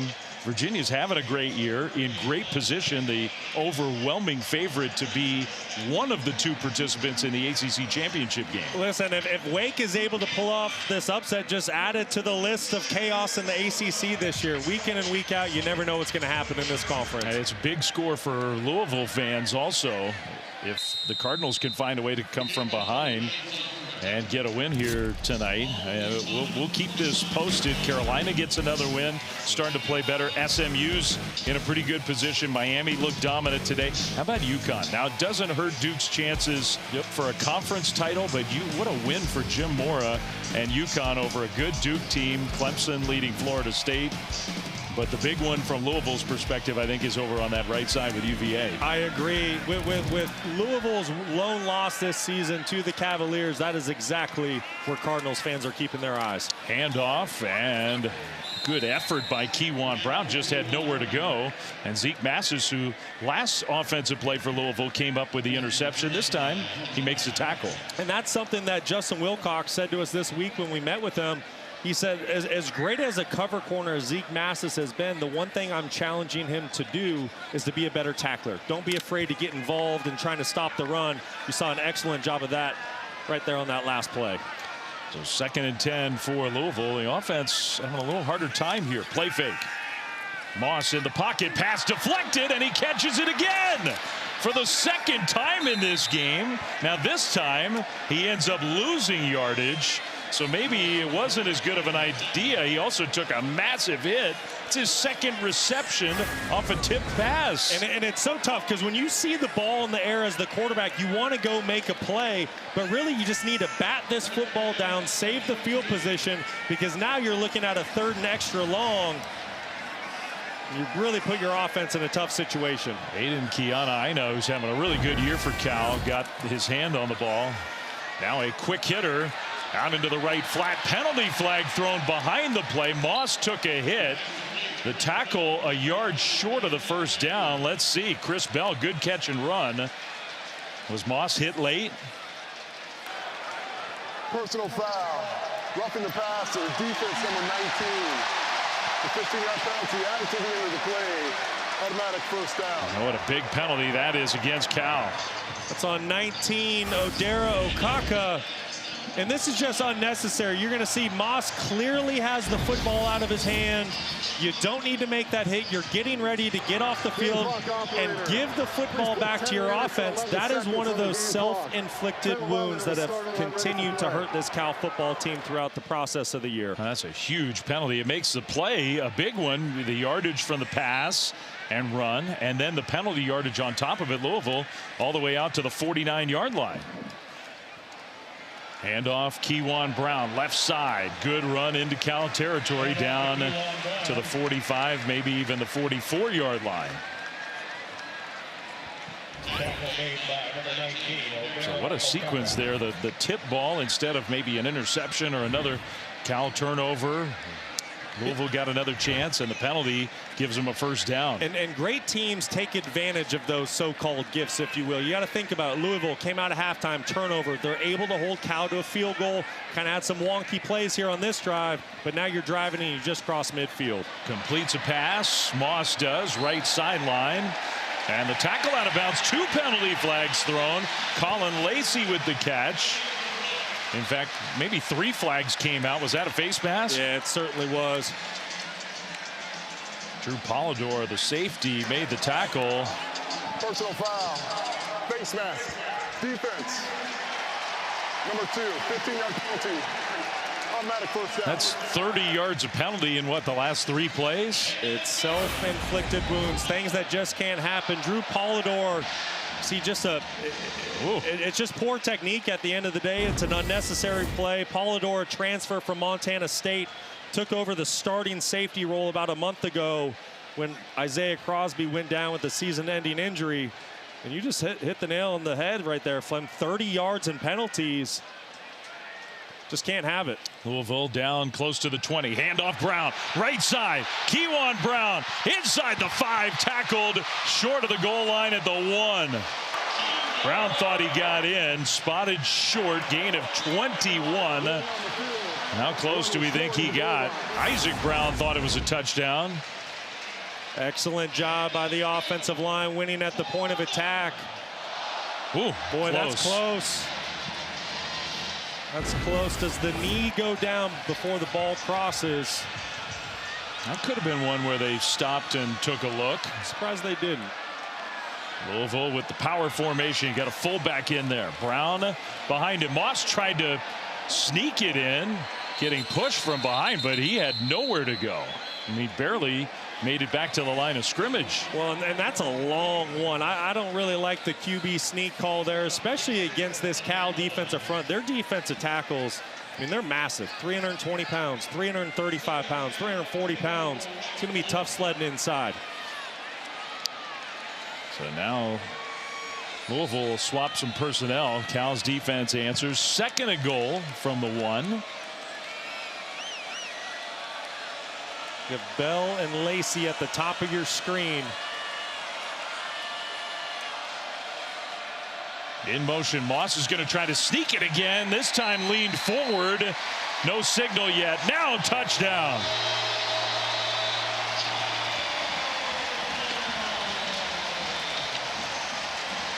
And Louisville's an extra point away from tying this game. 2 big penalties on a 75-yard drive, and give the Cardinals credit for taking advantage. Absolutely, and a lot of credit to the offensive line, making some big holes in the run game, giving Miller Moss time to operate from the pocket and punching that football in with the QB sneak. Just excellent pad level down there on the goal line.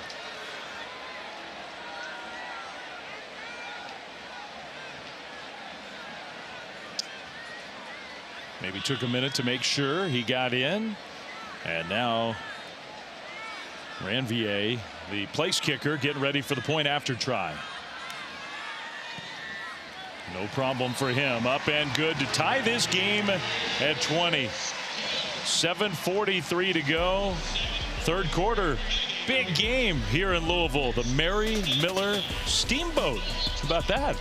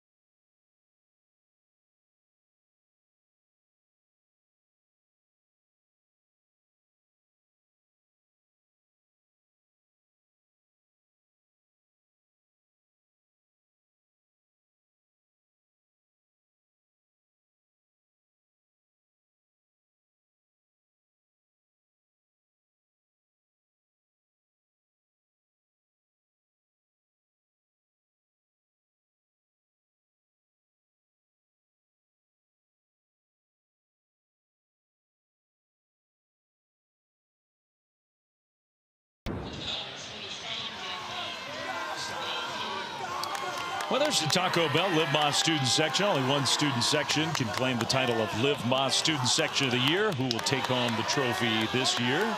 Spirited Louisville fans here tonight.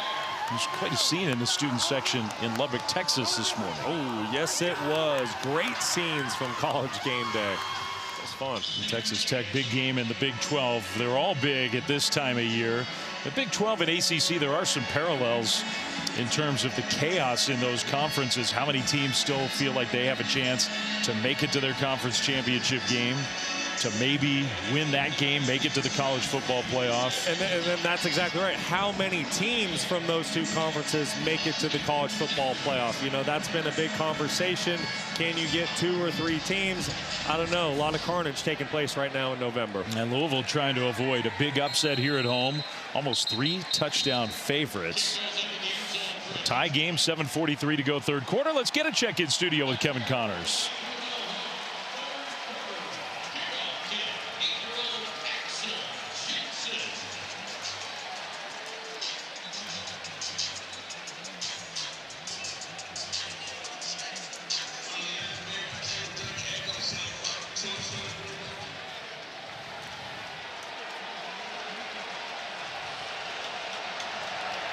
All right, thanks, Kevin. Thanks, Trevor.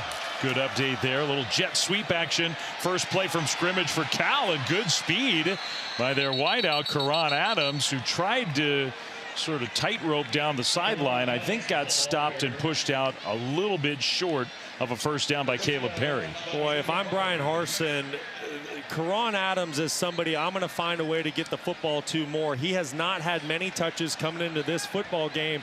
With the transfer from South Dakota, you saw it on that last play. He can flat fly. First carry for anybody other than Kendrick Raphael in the whole game for Cal. Sangapolatele, their outstanding young quarterback, tried to shovel it to Raphael, incomplete. A little improv play, but it came up short. So now it's third down. If you're just joining us, if you're watching that Alabama game that's now at halftime, this young man has played some great football. He's been excellent, nearly perfect tonight, but what you just saw in that last play, Ron English and his defense starting to affect the game with the quarterback, getting pressure on him. That defensive line starting to tee off. They need to make more plays like that and get the young quarterback uncomfortable. Big play here on both sides. Louisville's defense looking for a stop. Play fake. Sangapolatele trying to find somewhere to go with the ball. He finds Grizel open for a first down, then gets bent backwards at the end of that play. That looked awkward, but 1st and 10 Cal. Boy, for a makeshift offensive line, this is an offensive line that has really struggled all year long. This is a new starting lineup. The time that they give JKS to throw that football on third down, that is big time. Without that type of protection, JKS is not able to deliver. Credit that offensive front. Reworked, reorganized, and they've played well tonight for Cal. 1st and 10 Bears outside their own 40. Raphael in the backfield, handed off to him, and he'll get to the 45, maybe the 46. Short gain on first down. Transferred inside the conference, of course, went from NC State to Berkeley. So not like he just sort of walked next door and transferred, but no, and he's been excellent and really didn't start the year as the starting running back. LJ Johnson Jr., who's injured right now, really got the nod in week 1, but Raphael, someone who just kept working at it, got more opportunities, and he's put together a very nice season. He sprints out wide left on second down. Sangapolatele across the middle. DeJesus with a catch, and this time I think he held on. It was a big play last time Cal had the ball where he could not secure a catch. First down Cal. That will be his 10th catch, and Jacob DeJesus now has exactly 100 yards receiving tonight. Well, he's having a big-time game and such a great talent, but it's the play design. You put 4 receivers at the top of the screen.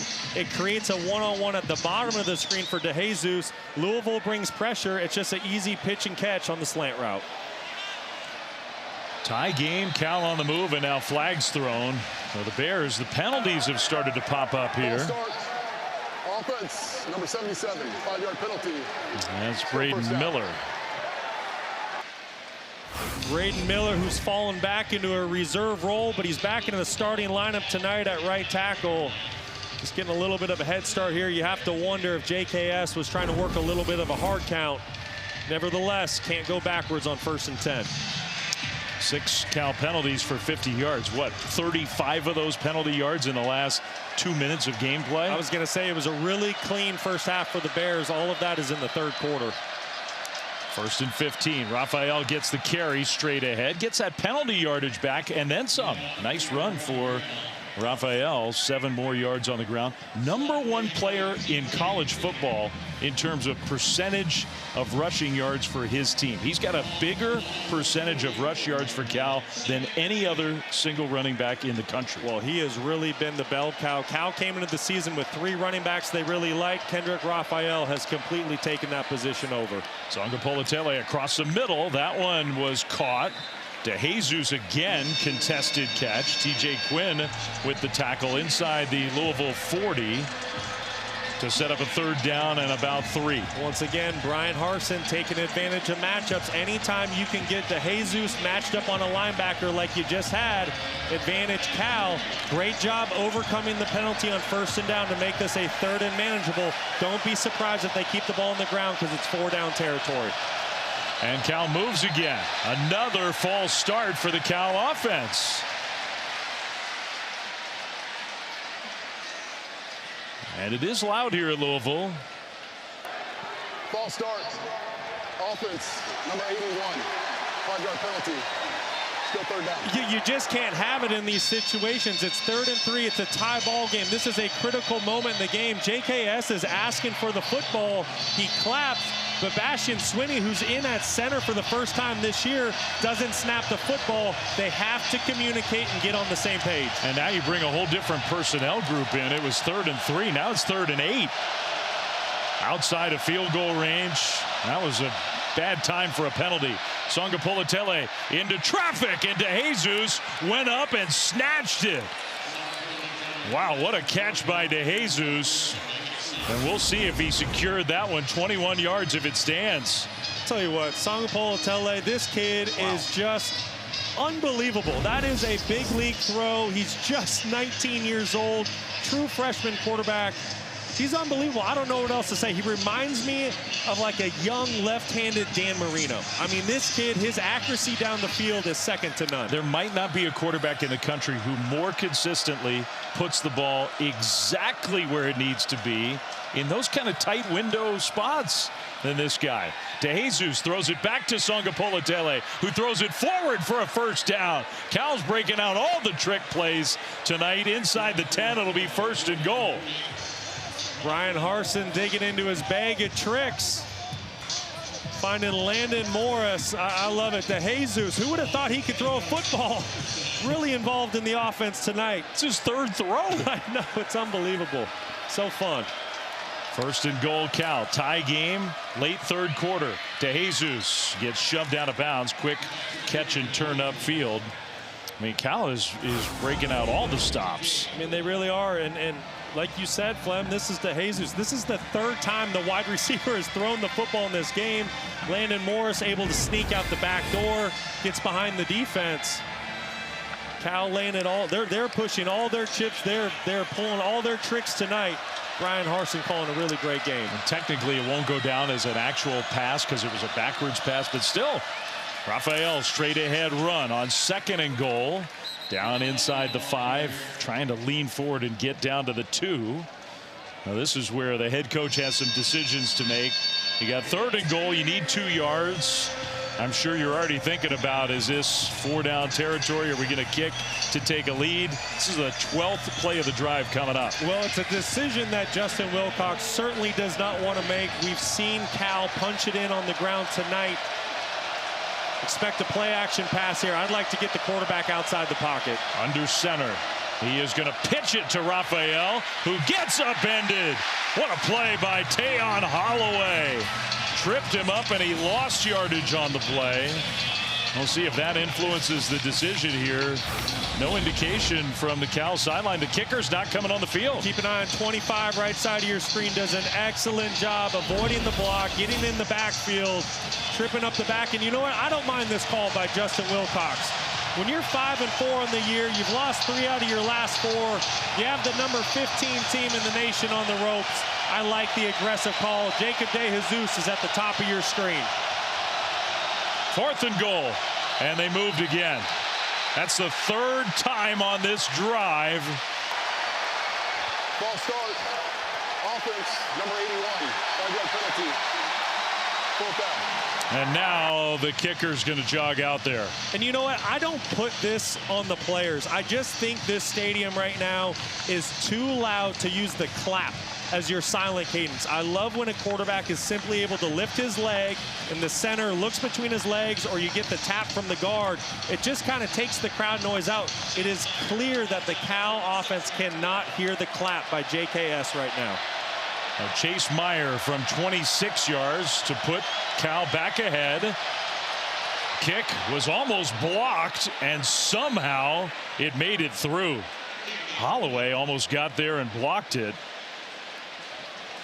But Chase Meyer did find a way to get it through the uprights and put the Bears back ahead. 13-play drive, 67 yards, false start penalties, knuckleball kicks, and 3 points for Cal.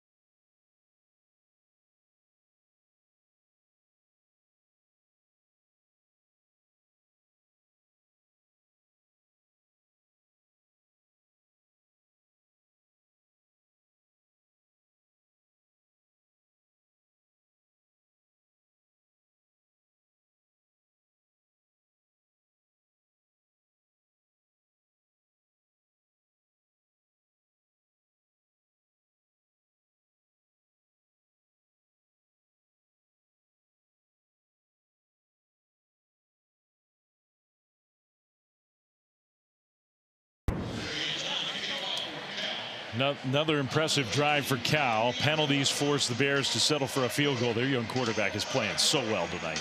He's playing nearly a perfect game. You see the numbers there, 272 yards and a touchdown. But to me, it goes beyond that.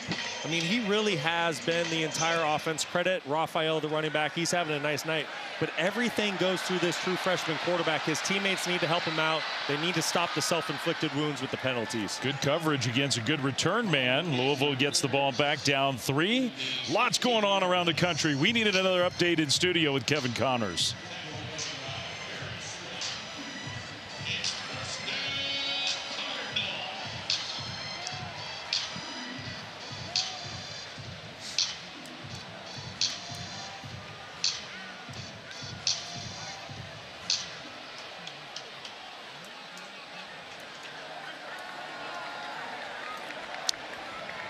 It's too bad. I think everybody would have liked to have seen Navy's having a good year. Blake Horvath has been awesome, but without him, Navy's just a different team. Final play, perhaps, of the third quarter. Duke Watson with the carry.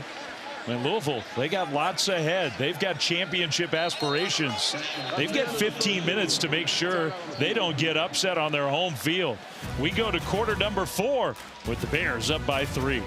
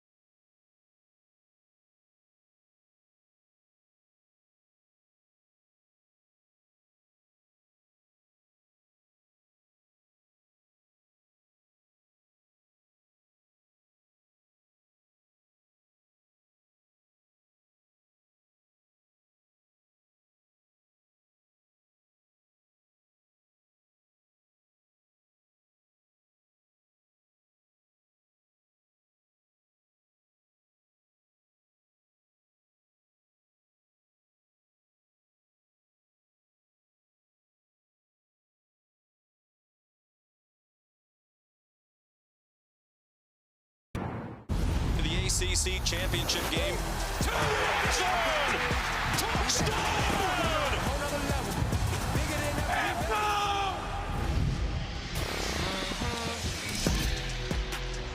And if you think you know who's going to be in that ACC championship game, here's a hint. You don't. I mean, it's been chaos in this league.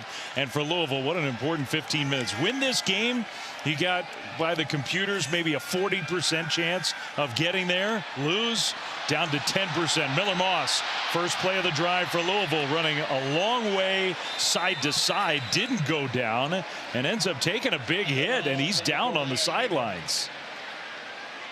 Drew Polidor, the safety, coming up. Laying the wood on Miller Moss out by the sideline. Number 2, Luke Ferrelli getting involved as well. He sort of sandwiched Moss between himself and his teammate Polidor. So 3rd and 1 here for the Cardinals. Do you understand why Moss is trying to put his body on the line? This is a huge game. Louisville, 15th ranked team in the country, at home. 3 touchdown favorites over Cal, and they're down 3 as we enter the 4th quarter. Watson, play fake to him. Moss is going over the top, and he's got his man caught. First down and much more. Nate Kariski. They went play action on 3rd and short and had a man wide open. I love it. What do you do on 3rd and short? Everyone's thinking run. You're going to go hard play action, and you're going to sneak your tight end. Watch the eyes from the defenders. They all go into the backfield. It's 3rd and 1. They're thinking downhill run by Louisville. Excellent play call by Jeff Brom. Reverse psychology. When you think run, go hard play action. Hit him over the top. Great throw and catch. 37 yards. First down, Cardinals into Cal territory inside the 40. Moss in the pockets, going over the top along the left sideline. Contact, throw out of bounds, no flags. Fans don't like it. Colin Lacey, the intended target. Paco Austin had the coverage. Yeah, a lot of contact down the field, some good hand fighting, but I just think ultimately it was an uncatchable pass. And the officials are going to let them play outside. Ball's uncatchable. Ball's uncatchable. Not to him. Says it's holding, Dad. Why didn't they throw that flag? They teach him young. Yell at the officials as loud as you can. 2nd and 10. Handoff left side. Watson. Nice burst from him. Duke Watson. That looked like the guy who led the country in yards per carry last year. 9-yard gain. Well, this is clinic tape for an offensive line. Watch the double team that you get right here. Watch how they move the point of attack. This is a thing of beauty. You get 2 double teams by the Louisville offensive line, just completely wash away that defensive front by Cal. So now 3rd and short, and Louisville gets enough to convert the first down with Watson again. And they love him here. You hear all the Duke chants every time he touches the ball. Well, he's such a dynamic player, and unfortunately for this fan base, he's been hurt a lot of the year. Duke Watson, just a sophomore, you have to remember a season ago, was the nation's leader. He averaged 8.9 yards per carry. He can take any football the distance, similar to Isaac Brown, who's also out tonight with an injury. This is a really dangerous backfield for the Cardinals. 7th play of the drive. Watson again, not this time. Kiana Ina just swallowed him up. No gain. Big number 47 started his career at Notre Dame. He's probably been the most consistent player up front for Cal. He has. He's had an excellent season this year and really got serious in the offseason about his body. We've talked to him earlier on in the year. He's in the best shape of his career, and he's certainly playing his best football. Cal leads by a field goal. They had to settle for 3 after going all the way down the field last time they had it. Trying to hold Louisville to a field goal try here. Kewan Brown back in the game.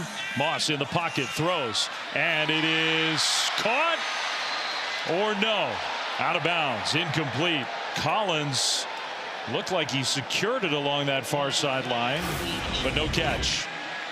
Well, I thought this was a pretty good throw by Miller Moss. Great effort trying to hit his wide receiver with the back shoulder. I think he's just bobbling the football as his leg hits the white line. If you catch it clean right away, that's going to be in bounds. Just kind of loses his balance, falls out of bounds. Excellent throw. Give a lot of credit to the DBs for Cal. Coming into the game, this was a matchup we were excited to watch. Cal has two excellent corners, and we know the talent that Louisville has at the wide receiver position. They're going to stop play, though, and review. The fans here saw it up on the big board and thought, no, that's a catch. And the officials are going to review. Catch or no catch. There was definitely a bobble. Did he secure the ball? Still in bounds? They're going to review as we go to break. One quick look. Still didn't have it. I don't think that's a catch. No catch.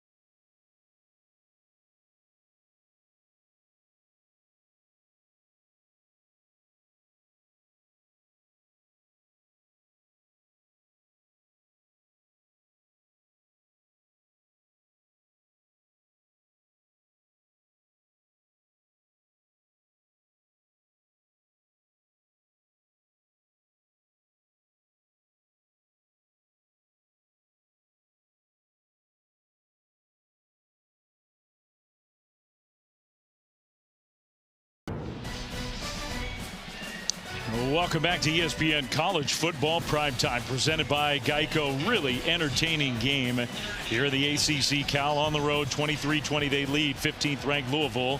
The call of incomplete pass after review was upheld, so it's 3rd and 10 Louisville from just outside the Cal 25-yard line. Brown, the tailback, big 3rd down coming.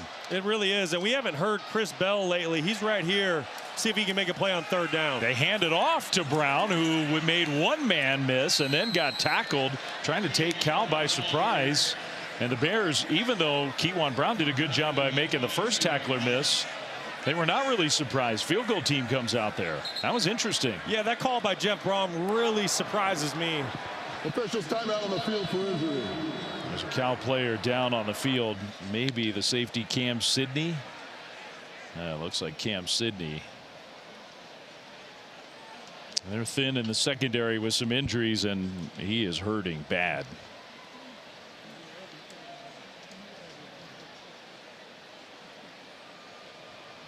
.16 to go in the 4th quarter. Cal's defense, big stop, a lot of enthusiasm running off the field, and then they turn around and see Cam Sidney down.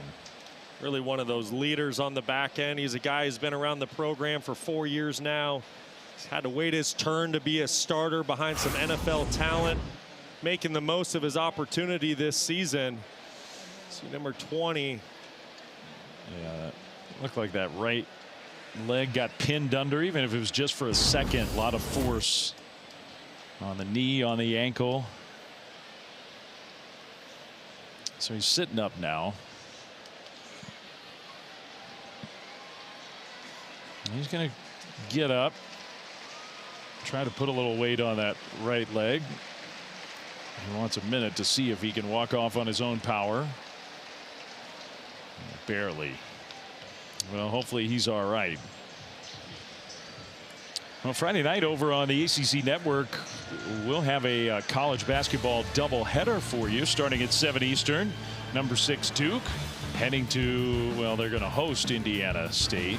And then number 25 North Carolina coming off that great win against Kansas. What a win at 9 Eastern at home against NC Central. That's Friday on the ACC Network. All right, field goal try, looking to tie the game from 39 yards out. Cooper Ranvier, kick is up, and the kick is good. So the Cardinals with a 10-play drive to tie this game, 23-23, fourth quarter.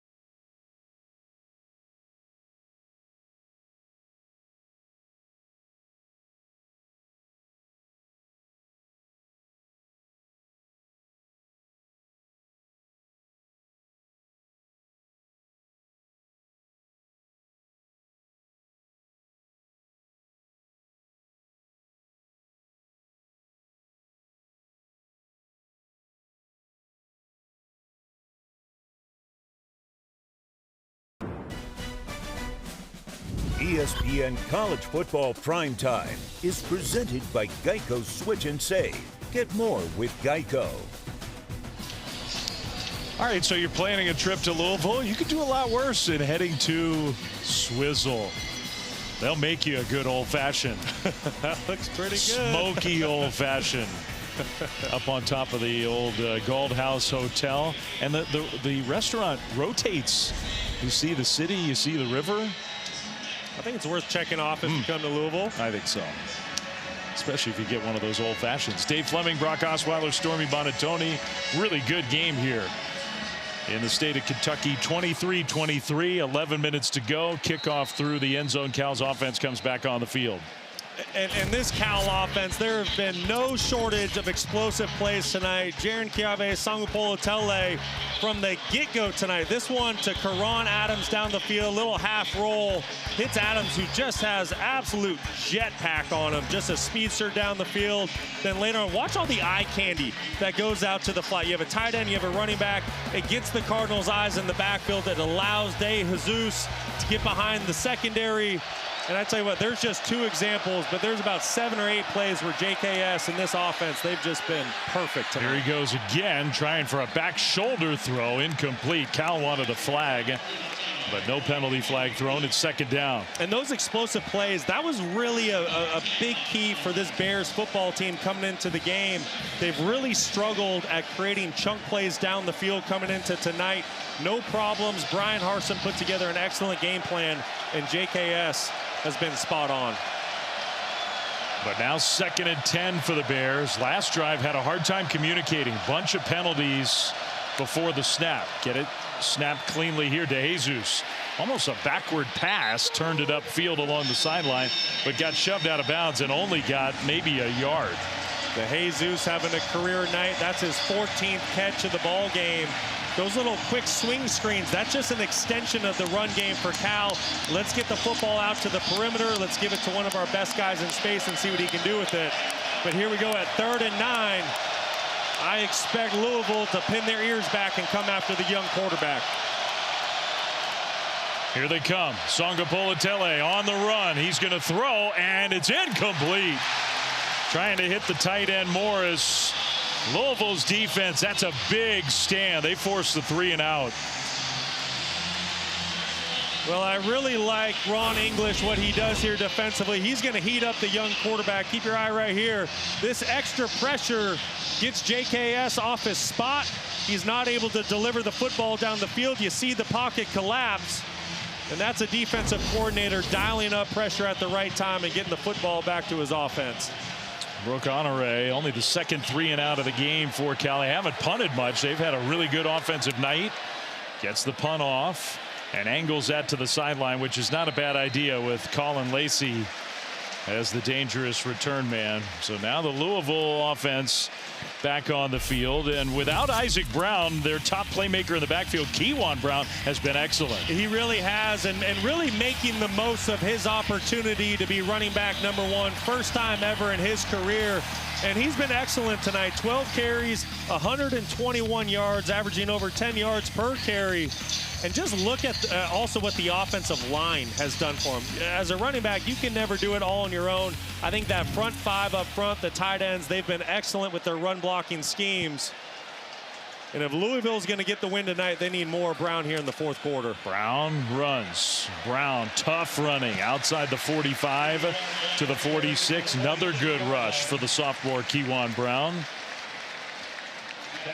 Gain of 6 on 1st down. There just aren't that many teams. Isaac Brown has been arguably the best big play running back in all of college football. He's out. He's not just out tonight. He's going to miss a few weeks. There's Isaac. And Kewan Brown has just been excellent. Isaac Brown, Kewan Brown, Duke Watson. I mean, it's really a 3-headed monster. Pick your poison. That's a lot of talent in the backfield for Louisville. Kewan Brown gets it again. Stacked up, penalty flag thrown, though. So as it stands, that's a 1st down. That could be a big one against Louisville. We'll see. Holding. Offense number 70. 10-yard penalty. Replay 2nd down. Trevante Sylvester, the left tackle. Left tackle, Trevante Sylvester. You're going to see working inside, just kind of gets his hands a little bit outside the frame. That's what the official saw. Anytime an offensive lineman doesn't have his hands on the defender's chest and he kind of gets him out wide around the shoulders, that's when you see those flags fly. I mean, there wasn't a ton there, but I think you're right. That defender's body starts to turn. I agree. I think it looked worse to the official than it really was. So 2nd down and 14 instead of 1st and 10. Play fake to Brown. Moss in the pocket trying to step up, and he's not going to get away. TJ Bush sacks him. Back inside the 30. Another loss on that play. A loss of 6. Well, just a really good job of collapsing this pocket by the Cal defensive front. You're going to see good push by the defensive tackles. Then the defensive ends, they rush to the level that Miller Moss drops to. Then they cage him in and they start to squeeze the pocket. Really good discipline by that defensive front. I mean, before that penalty, it was going to be first down across midfield at the Cal 48. Now it's 3rd down and 21, back inside their own 30. Swing it out left side. And one missed tackle. Good effort by Colin Lacey, but just had too far to go on 3rd and 21, and the Cal defense holds. And both teams tonight have had moments of self-inflicted wounds that have killed drives, but anytime you get an offensive holding and then you follow that up with a sack, you just can't have it. And now the football's coming back to Cal. Clock rolling. We're down to 8 minutes to go in this game. First punt for Louisville since the first quarter. I mean, both offenses have been high functioning tonight. DeJesus having a huge game as a receiver. Back trying to get an opportunity as a returner, but a nice high punt. Fair catch made at the 19-yard line. 7:46 to go. Important game here in Louisville, that's for sure. Big one for the homestanding Cardinals coming down to the wire.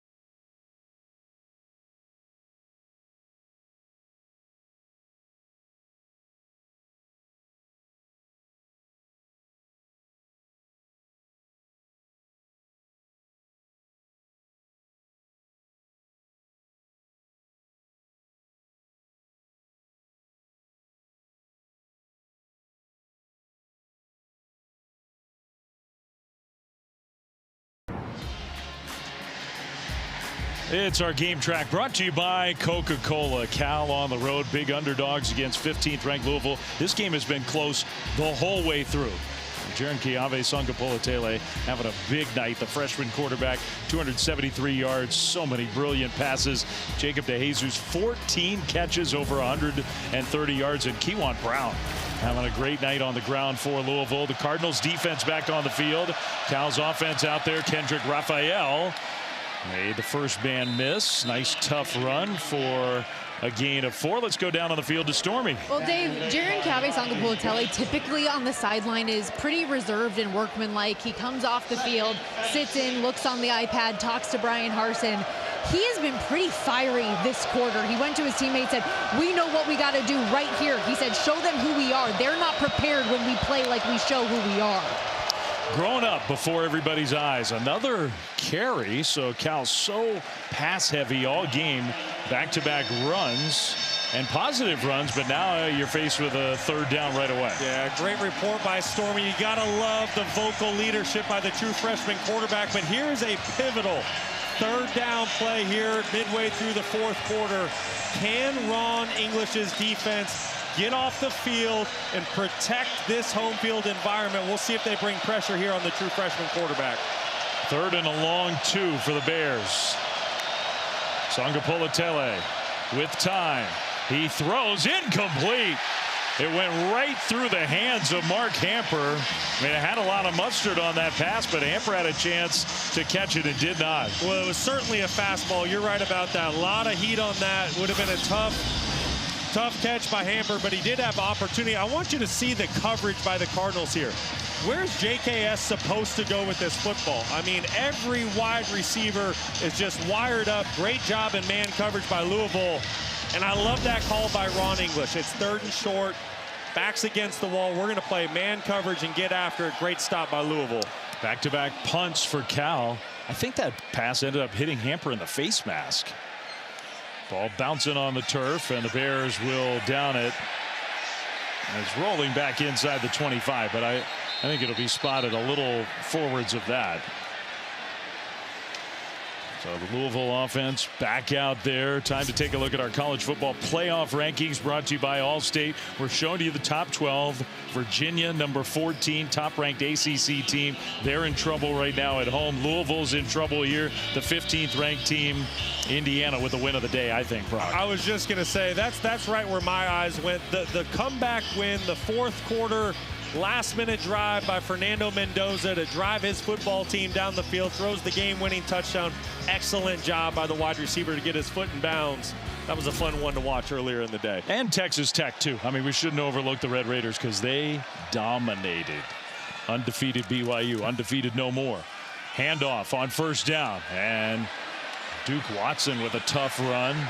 He's not just all speed. I mean, that could have been a loss. Instead, he ends up getting 4, close to 5 yards on first down. Just an excellent effort by Duke Watson. Luke Farrelly is there to make the tackle for a loss, or if anything, just no gain. But Duke Watson would not be denied. Great individual effort and turns what was going to be a negative play into a 5-yard gain. 2nd and 5 for Louisville. Under 6 minutes to go. I mean, even any points for the Cardinals at this point would put them in a great position.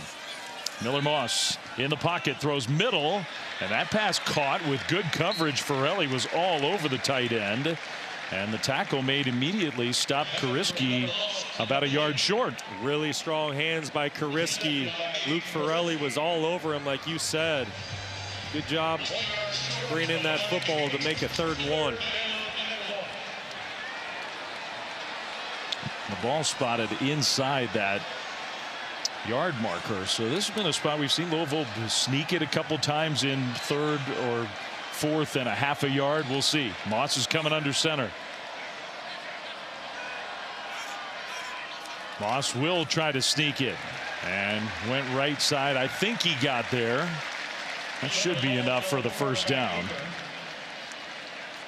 Jeff Brom's used that attitude play a couple times tonight. He really likes going to his QB sneak. Miller Moss not afraid to stick his helmet in there and pick up those tough yards. Just an update, down under 3 minutes to go over on ESPN.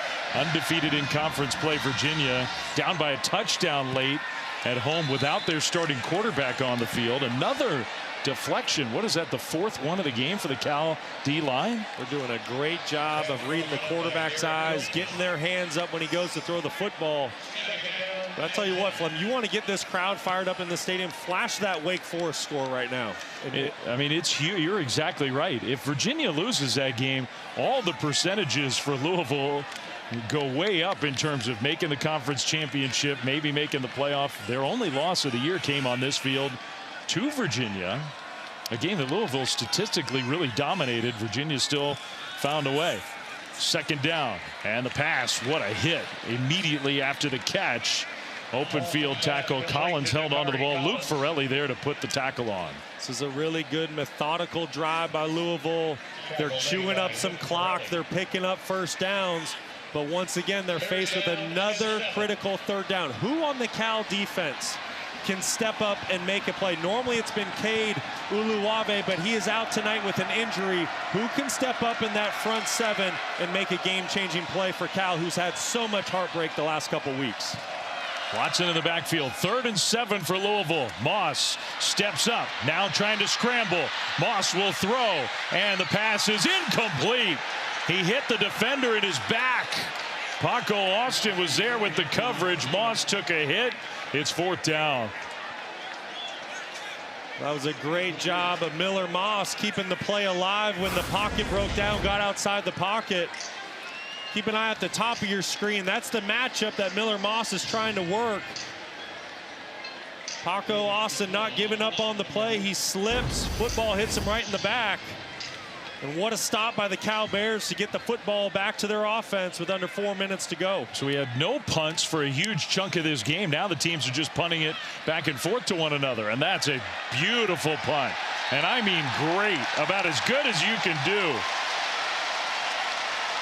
What a job by Dave Chapeau, who angled that one inside the 5-yard line, 49 yards plus, and no return. Cal's pinned deep. What a punt by David Chapeau is right. You couldn't have dropped it off in a better location. That's the exact play the Louisville team needed. And now you have the Cal offense backed up, noisy part of the stadium. Critical moment in the game. As good as JKS has been tonight for this Cal offense, can he put together a drive with his back against the wall? That was just a huge special teams play. 3:36 to go. And a handoff to give Cal some breathing room. Raphael straight ahead. He gets outside the 5, got 5 yards on first down. I tell you what, this offensive line is a bit of a makeshift unit. You have some new pieces in there. It's a new starting 5 tonight for the first time.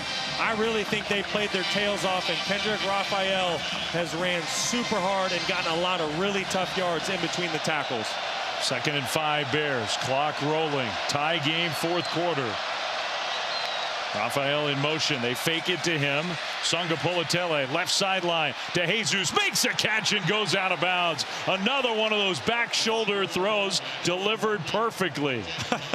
I tell you what, this true freshman is just truly unbelievable. The location of the throw, once again, it's the accuracy down the field, but then when you combine that with the poise, you heard it coming through your TV. The crowd is full throat. They're on their feet. He's backed up.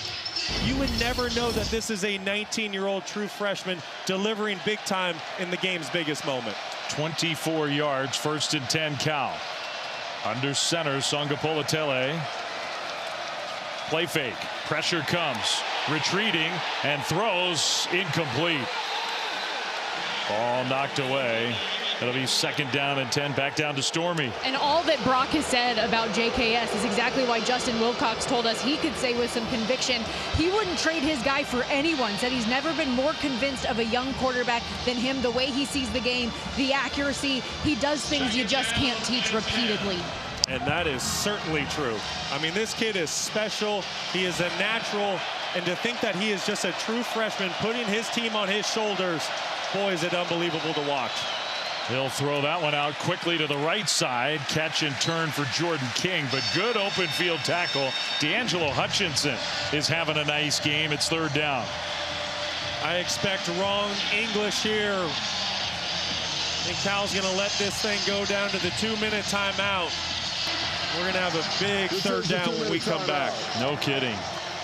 Game on the line here in Louisville. 15th ranked Cardinals tied with Cal. 2-minute timeout.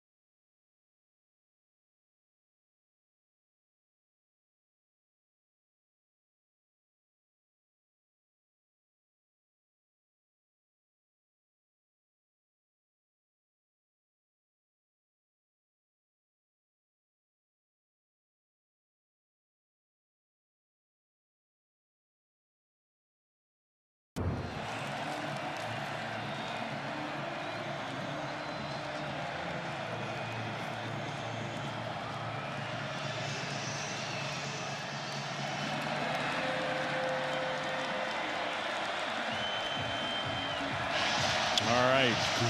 We'll look forward to that after the end of what's been a really good game and a huge play here. 2 minutes to go. Tie game. Cal ball on their side of the field. 3rd and 7. DeJesus right here. 15 catches on the night. He's been the go-to guy all ball game.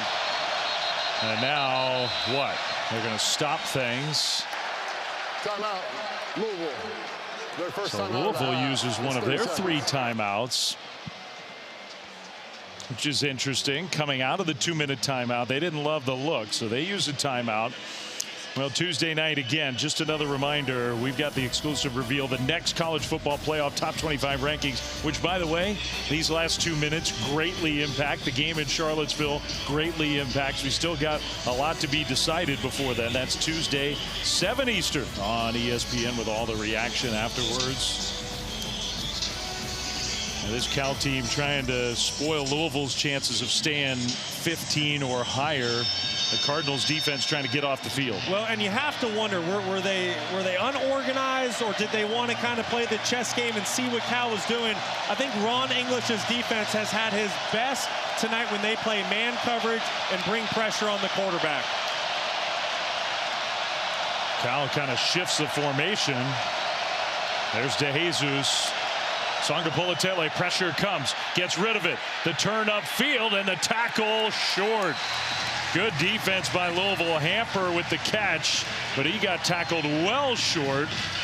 And I would think Cal has no choice. They got to punt the ball back. I love that Ron English brought an all-out pressure. He forced JKS to get the football in his hand on the tunnel screen, and then give a lot of credit to this Cardinals defense rallying to make the tackle. You see great hustle there by 50, Clev Lubin, to get the ball carrier on the ground and force the 4th down. Interesting, too, here, isn't it, Brock, that Louisville's not using a timeout. So Cal, I think, is going to be content to let that clock wind down as much as possible. And Louisville offense should have plenty of time. That punt angled toward the sideline and out of bounds around the 25-yard line. So that's where the Louisville offense will take over. And well, this is what you asked for, right? I mean, here we go. A team with true championship aspirations, Louisville. And they have the ball with a minute to go in a tie game 4th quarter. That's right. You have Louisville. They're trying to get to the ACC title. They're trying to stay in that race. On the flip side, the Cal Bears, they're just trying to become bowl eligible, try to kind of resurrect a season that had some really tough losses. But I'll say this. Whoever loses this football game tonight, you just feel for them, because both football teams truly put forth their best effort. They've thrown their best punches, and we'll see what happens down the stretch. Miller Moss going to throw, and Bell dropped it. Chris Bell, their #1 playmaker, on a slant middle of the field, and he had a chance to make that play. He has been so sure-handed all season long. We really haven't called his name out here in the second half tonight, and that was an opportunity for him to make a big-time play for his offense. The second half, only 1 catch for one of the top playmakers in the country. Going up against some really good DBs. Cal's done a good job. 2nd and 10 Louisville. Clock stops. 1:05 to go. Cal has all 3 of their timeouts. Moss is going to throw a screen. Set up. Cal makes the open field tackle around the 30. Kewan Brown. And now Cal looks like they're going to use a timeout with 3rd down coming and 56 seconds to go. Well, and now you see why Louisville didn't take a timeout when Cal didn't get their 1st down and they were punting, because they're afraid if they don't pick up a 1st down here, they didn't want to give the football back to Cal with too much time to go score. So I think that was a good decision to hold that timeout by Jeff Brom. But good job by Justin Wilcox to burn a timeout there, because if you can get off the field, there's plenty of time to go get in field goal range. It's been such an evenly played game. I mean, look at the time of possession is almost exactly even. The plays run almost exactly even. Cal's got over 400 yards. I mean, really, this is as competitive and close of a game as you could ever have. Well, and that's what I'm saying. It's just going to be complete heartbreak for whoever loses, because no one really lost this game. I mean, Cal, you could say that this is maybe their most complete game that they put forth this year. I think Louisville has done some really good things on both sides of the ball. Kewan Brown stepped up big time for the injured Isaac Brown. The question is, who's going to make the game-changing play late? 3rd and 5 out of the Cal timeout. Brown in the backfield. Miller Moss throws across the middle. Incomplete. Too high. Trying to hit Lacey. And so the Cal defense gets a stop. 53 seconds to go. Cal has 2 timeouts, and they're going to get the ball back. What a huge opportunity, and it was really just a missed throw by Moss. He had his wide receiver Lacey over the middle of the field. It was man coverage. He did a great job of winning. It was going to be a tight throw, but the ball was just a bit too high. And how about Cal? They put 2 different return men back, I think trying to avoid a sideline angled punt that bounces on the turf. Songa Politele waiting for another opportunity. You got both Grizel and DeJesus back to return, and an end-over-end wobbly punt, and not a good one. Oh my goodness. It's rolling in Louisville's favor, but it's going to be downed. They're going to wait. The clock will stop with 40 seconds left. Only 31 yards on the punt, and Cal's going to have it needing what, 25 yards to be in borderline field goal range. What an opportunity for this Cal offense here. Jaron Kiave, Songa Politele, what he's done this season as a true freshman, it truly has been historic when you look at ACC records, college football, what he's done. But think about what this opportunity is. 40 seconds, 2 timeouts. You need to get to about the 35, 40-yard line to feel decent about a field goal.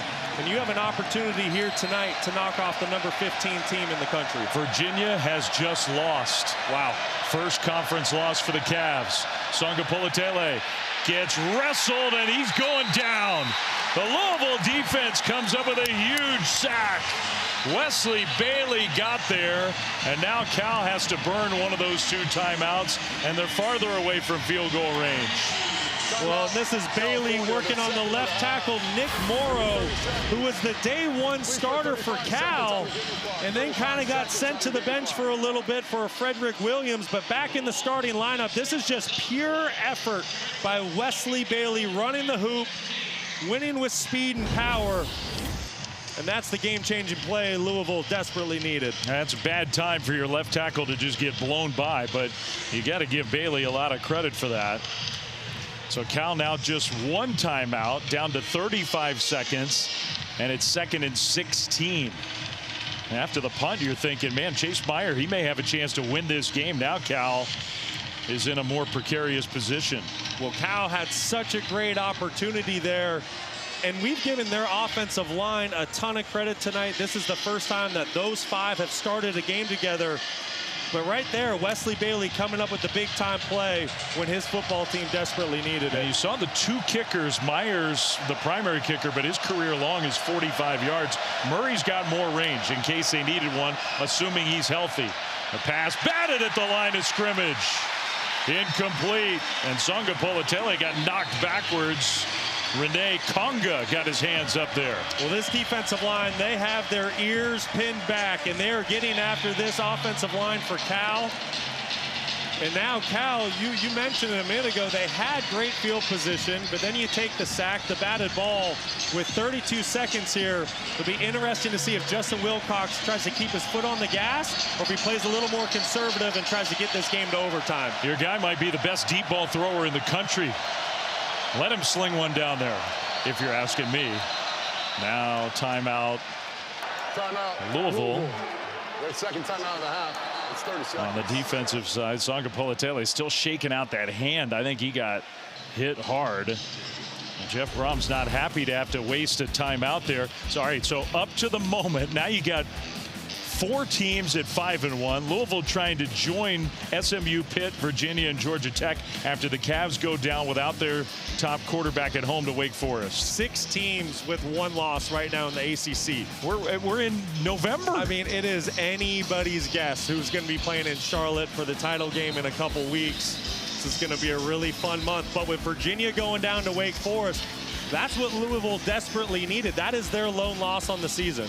And they might need another loss from the Cavs, but Virginia's schedule is not a picnic. So the stakes are even higher for Louisville now with that Virginia loss. 3rd and 16 for Cal. 32 seconds to go. If you're going to throw the football, I'm looking at Tron Grizel. He's 6'4". He's at the bottom of your screen. Sangapolotele back to pass. Across the middle, incomplete. Some contact, no flag to Jesus, the intended receiver. The Cal bench just erupted. 29 seconds to go. And 4th and long, Cal will have to punt. I think the Cal bench thought the defender got to DeJesus just a tad early. What do we think? I mean, I just give Justin Wilcox credit putting the game in the hands of his true freshman quarterback. I think it's a pretty good no call. I do too. So now the special teams execution is huge. A punt toward the sideline and not a good one. Oh my goodness. Honore. Let's see where they spot this. They're still running. Still running. Oh my. Still running. Oh my. To midfield. Oh my. With 23 seconds left and a kicker who's got huge range. That's an 18-yard punt. In the Wilcox era, special teams has hurt him so many times. It comes up once again. And for Louisville, you're about 10 yards away from being in field goal range and having an opportunity to win the game. That could lose the game for Cal right there. About the only thing that you sort of could dream up that could lose the game. That's an 18-yard punt. Louisville's at midfield on 1st down. Miller Moss scrambling. Miller Moss gets sacked. The only thing that Louisville couldn't have happen is a sack. And now the Cardinals have to use their final timeout. I mean, credit the Cal defensive front, but this is a situation. Miller Moss has played too much football. He needs to understand he has a route outside. He can get this football out of his hand, prevent the sack, and get this drive started. Just needs to pull the trigger. You have to wonder if he wasn't able to see his wide receiver through that offensive line. And remember, the Cardinals used 2 timeouts on defense, not to stop the clock and save time, but because they wanted to get more organized or weren't organized or whatever it was. So instead of maybe at least having 1 remaining, they have no timeouts, only 16 seconds. Well, by the way, at the end of the play, Cal, I think, got away with one. They sure did. That's definitely a face mask on Kiana Ina. And now if you're Louisville in this situation, no timeouts. So you either have to work the sidelines or you have to throw the football beyond the line to gain so the clock can stop and you have time to spike it. 16 seconds left. Moss in the pocket. It's going to throw short. And Lacey turns it upfield, gets tackled. Louisville running out of time.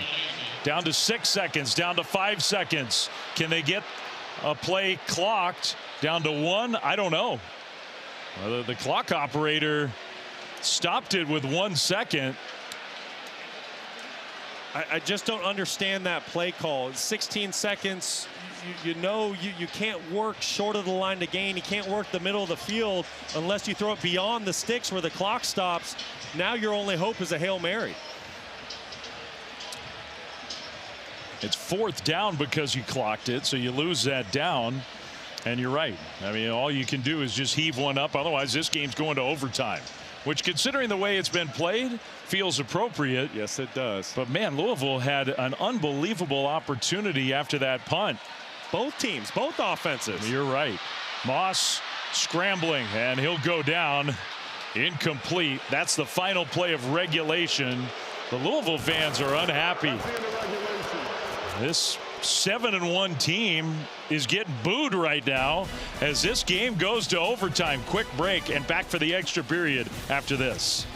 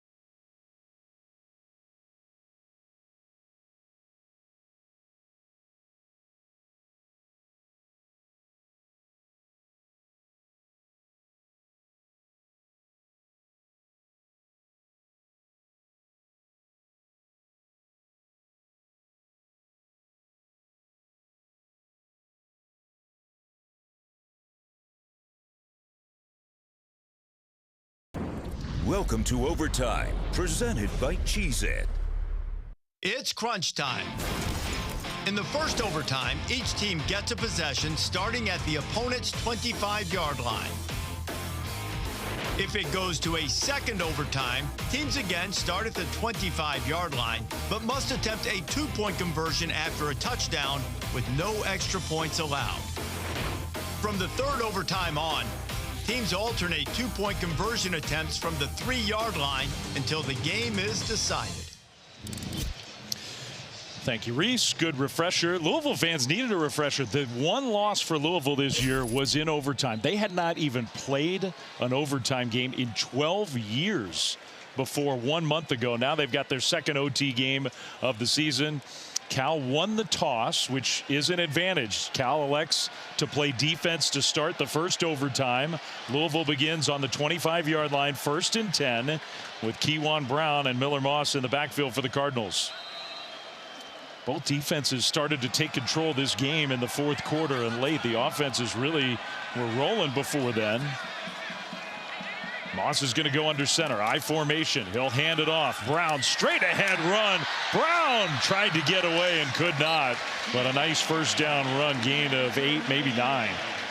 Just an excellent job by the right side of the offensive line for Louisville to get this series started, completely washing down that Cal front four. And that's something that I think they really need to rely on. Kewan Brown making the most of his opportunities tonight, being RB1, 14 carries, just under 140 yards. The pass game hasn't been that efficient for Louisville. The ground game has been. 2nd and 1. They'll give it to Brown again. Right side penalty flag thrown, though.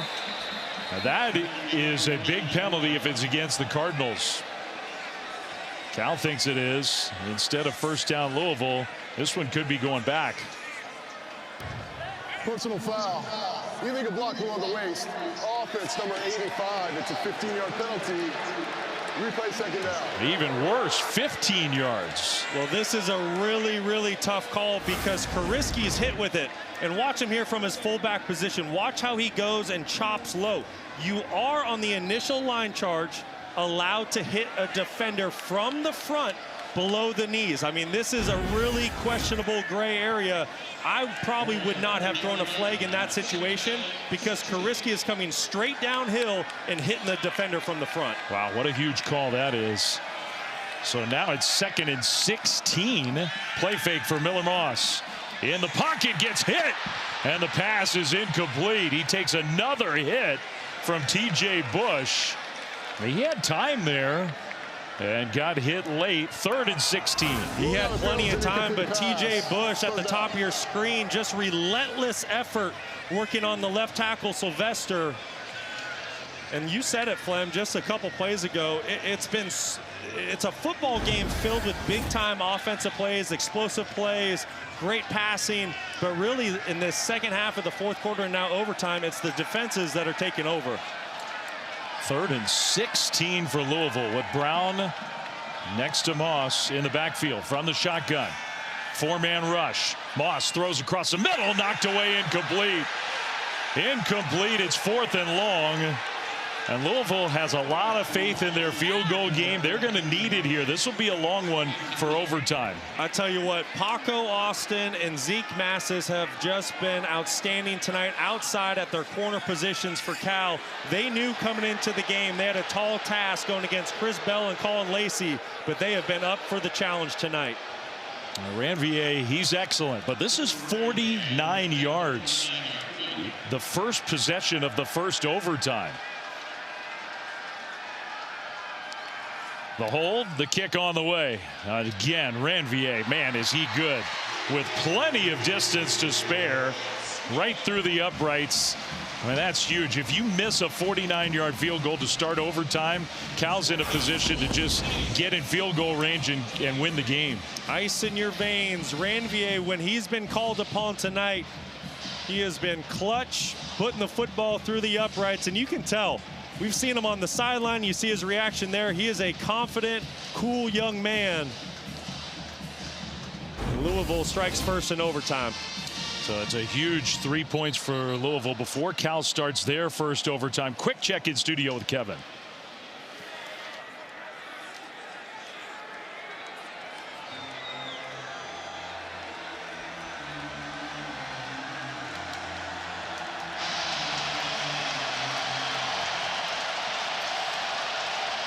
Well, now Cal, field goal to send it to a second overtime. Touchdown wins the game for the Bears in what would be a huge upset.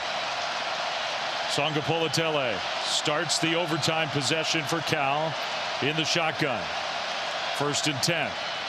Looking to throw, and that one, man, DeJesus stretched out, and the pass hit the turf, incomplete. Trying to make a one-handed grab, incomplete. Career night for Jacob DeJesus. 15 catches, 155 yards. He's even thrown a couple passes. Brian Harsin has done an excellent job tonight putting his playmakers in position to have success. But he and Cal, they need some yardage here. Their field goal unit not as reliable. Songapolatele swings it out, and Raphael juggles, catches it out of the air, makes a man miss, and goes down the sideline. Oh, my goodness. Some moments of, I'm sure, extreme nervousness for Cal, and then he turned it upfield and got 7 yards. Unbelievable play. Great throw by JKS. Even better block by the tight end, Jeffrey Johnson, and then the concentration of Raphael to bring the football in and then go get some positive yards to make this a 3rd and 2. What a crazy play. Crazy. Antonio Watts had a chance to tackle him. Instead, the 7-yard gain. It's 3rd down. Under center. Play fake. Rolling left. Dumping it short. Caught by Raphael. Makes a man miss. Stumbles inside the 10. Down to the 8, where it's going to be 1st and goal. Cal 8 yards away from an overtime win. Great play call by Brian Harsin.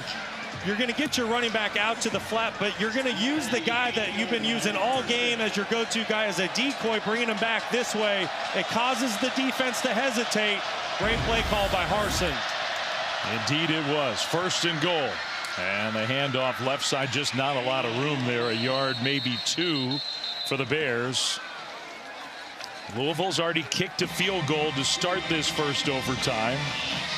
And this has been a close game from the opening kickoff. I mean, if Cal is able to pull off the upset tonight, Jaron Kiave, Songapolatele, I mean, the legend is just going to continue to grow. He's already put together one of the great all-time true freshman seasons for any quarterback. But if he can beat one of the top defenses in the ACC, shoot, even in the entire country, what a win for this Cal team it would be. 2nd and goal. Play clock is winding down. Louisville substituting. Play clock down to 2, down to 1.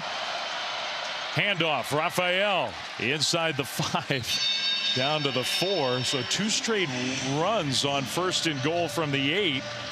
And now it's 3rd down and goal from about the 4.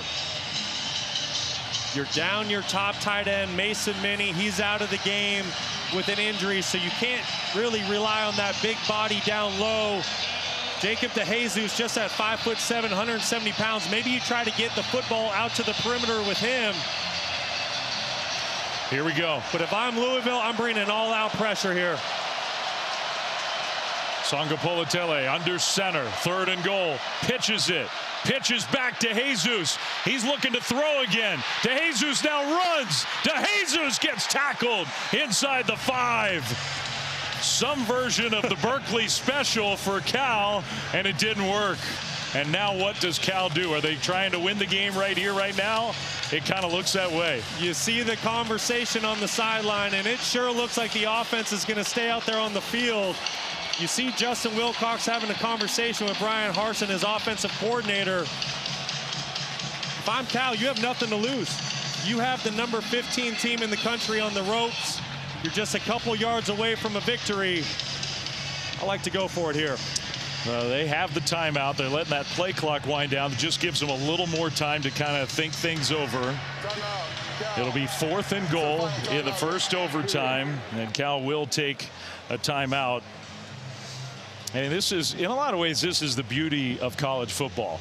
I mean, there are high stakes tonight. It's not like there aren't big stakes. Dave Fleming, Brock Osweiler, we've really enjoyed being here. You got a 7-1 team that's ranked 15th in those college football playoff rankings. You have a Cal team that's seen its season go in the wrong direction, and yet we've had as good, fun, entertaining of a game as you could possibly have. An excellent football game. Fireworks from the beginning. Great quarterback play, great running back play. But if you're Cal, yeah, you have one play and you can completely resurrect your football season. Yeah, and what do you think? If if I'm Cal, I'm going for it here. You have a chance to win the game, knock off number 15, and that's what it looks like Justin Wilcox is going to go with.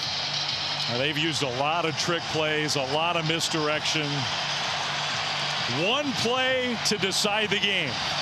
Touchdown, Cal wins. A stop, Louisville wins. 4th down in overtime. And now Louisville's going to use its timeout. So they wanted to look at what Cal would show.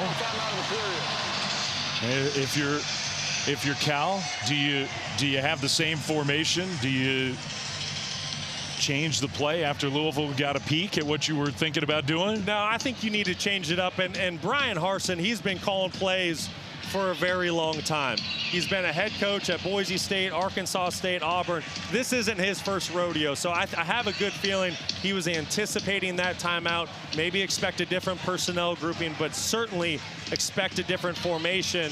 In these situations, I love to give my quarterback multiple options. I want to get him outside the pocket where he has a run-throw option. And on the flip side, if I'm Louisville and Ron English calling the play, when there's a true freshman quarterback behind center, I want to speed up his internal clock and bring pressure, play man coverage behind it. Here we go. No more timeouts. Game will be decided right here, right now. 4th down in overtime. Songa Politele takes a snap, looking to the end zone, fires, caught, touchdown to Jesus! And it's a walk-off win for Cal on the road in overtime. A career game from their receiver, a career game from their freshman quarterback, and what a win for the Bears. So far from home, and they come to Louisville and stun the 15th ranked team in the country. How about that ball game? That is exactly why college football is so special. Nobody in America thought the Cal Golden Bears had any chance to come into Louisville tonight and pull off the upset. But JKS, Justin Wilcox, and the rest of this Cal team, they had other ideas inside their head, and in the game's biggest moment, they go to Jacob DeJesus, who played a career game tonight, 16 receptions, 158 yards, and just scored the game-winning touchdown. Wow, the young quarterback standing by with Stormy on the field. Jaron, 4th and 3. What was the play call, and what emotions are you feeling in this moment? You know, first and foremost, that is all to my Lord and Savior, Jesus Christ. I kept asking, I kept praying.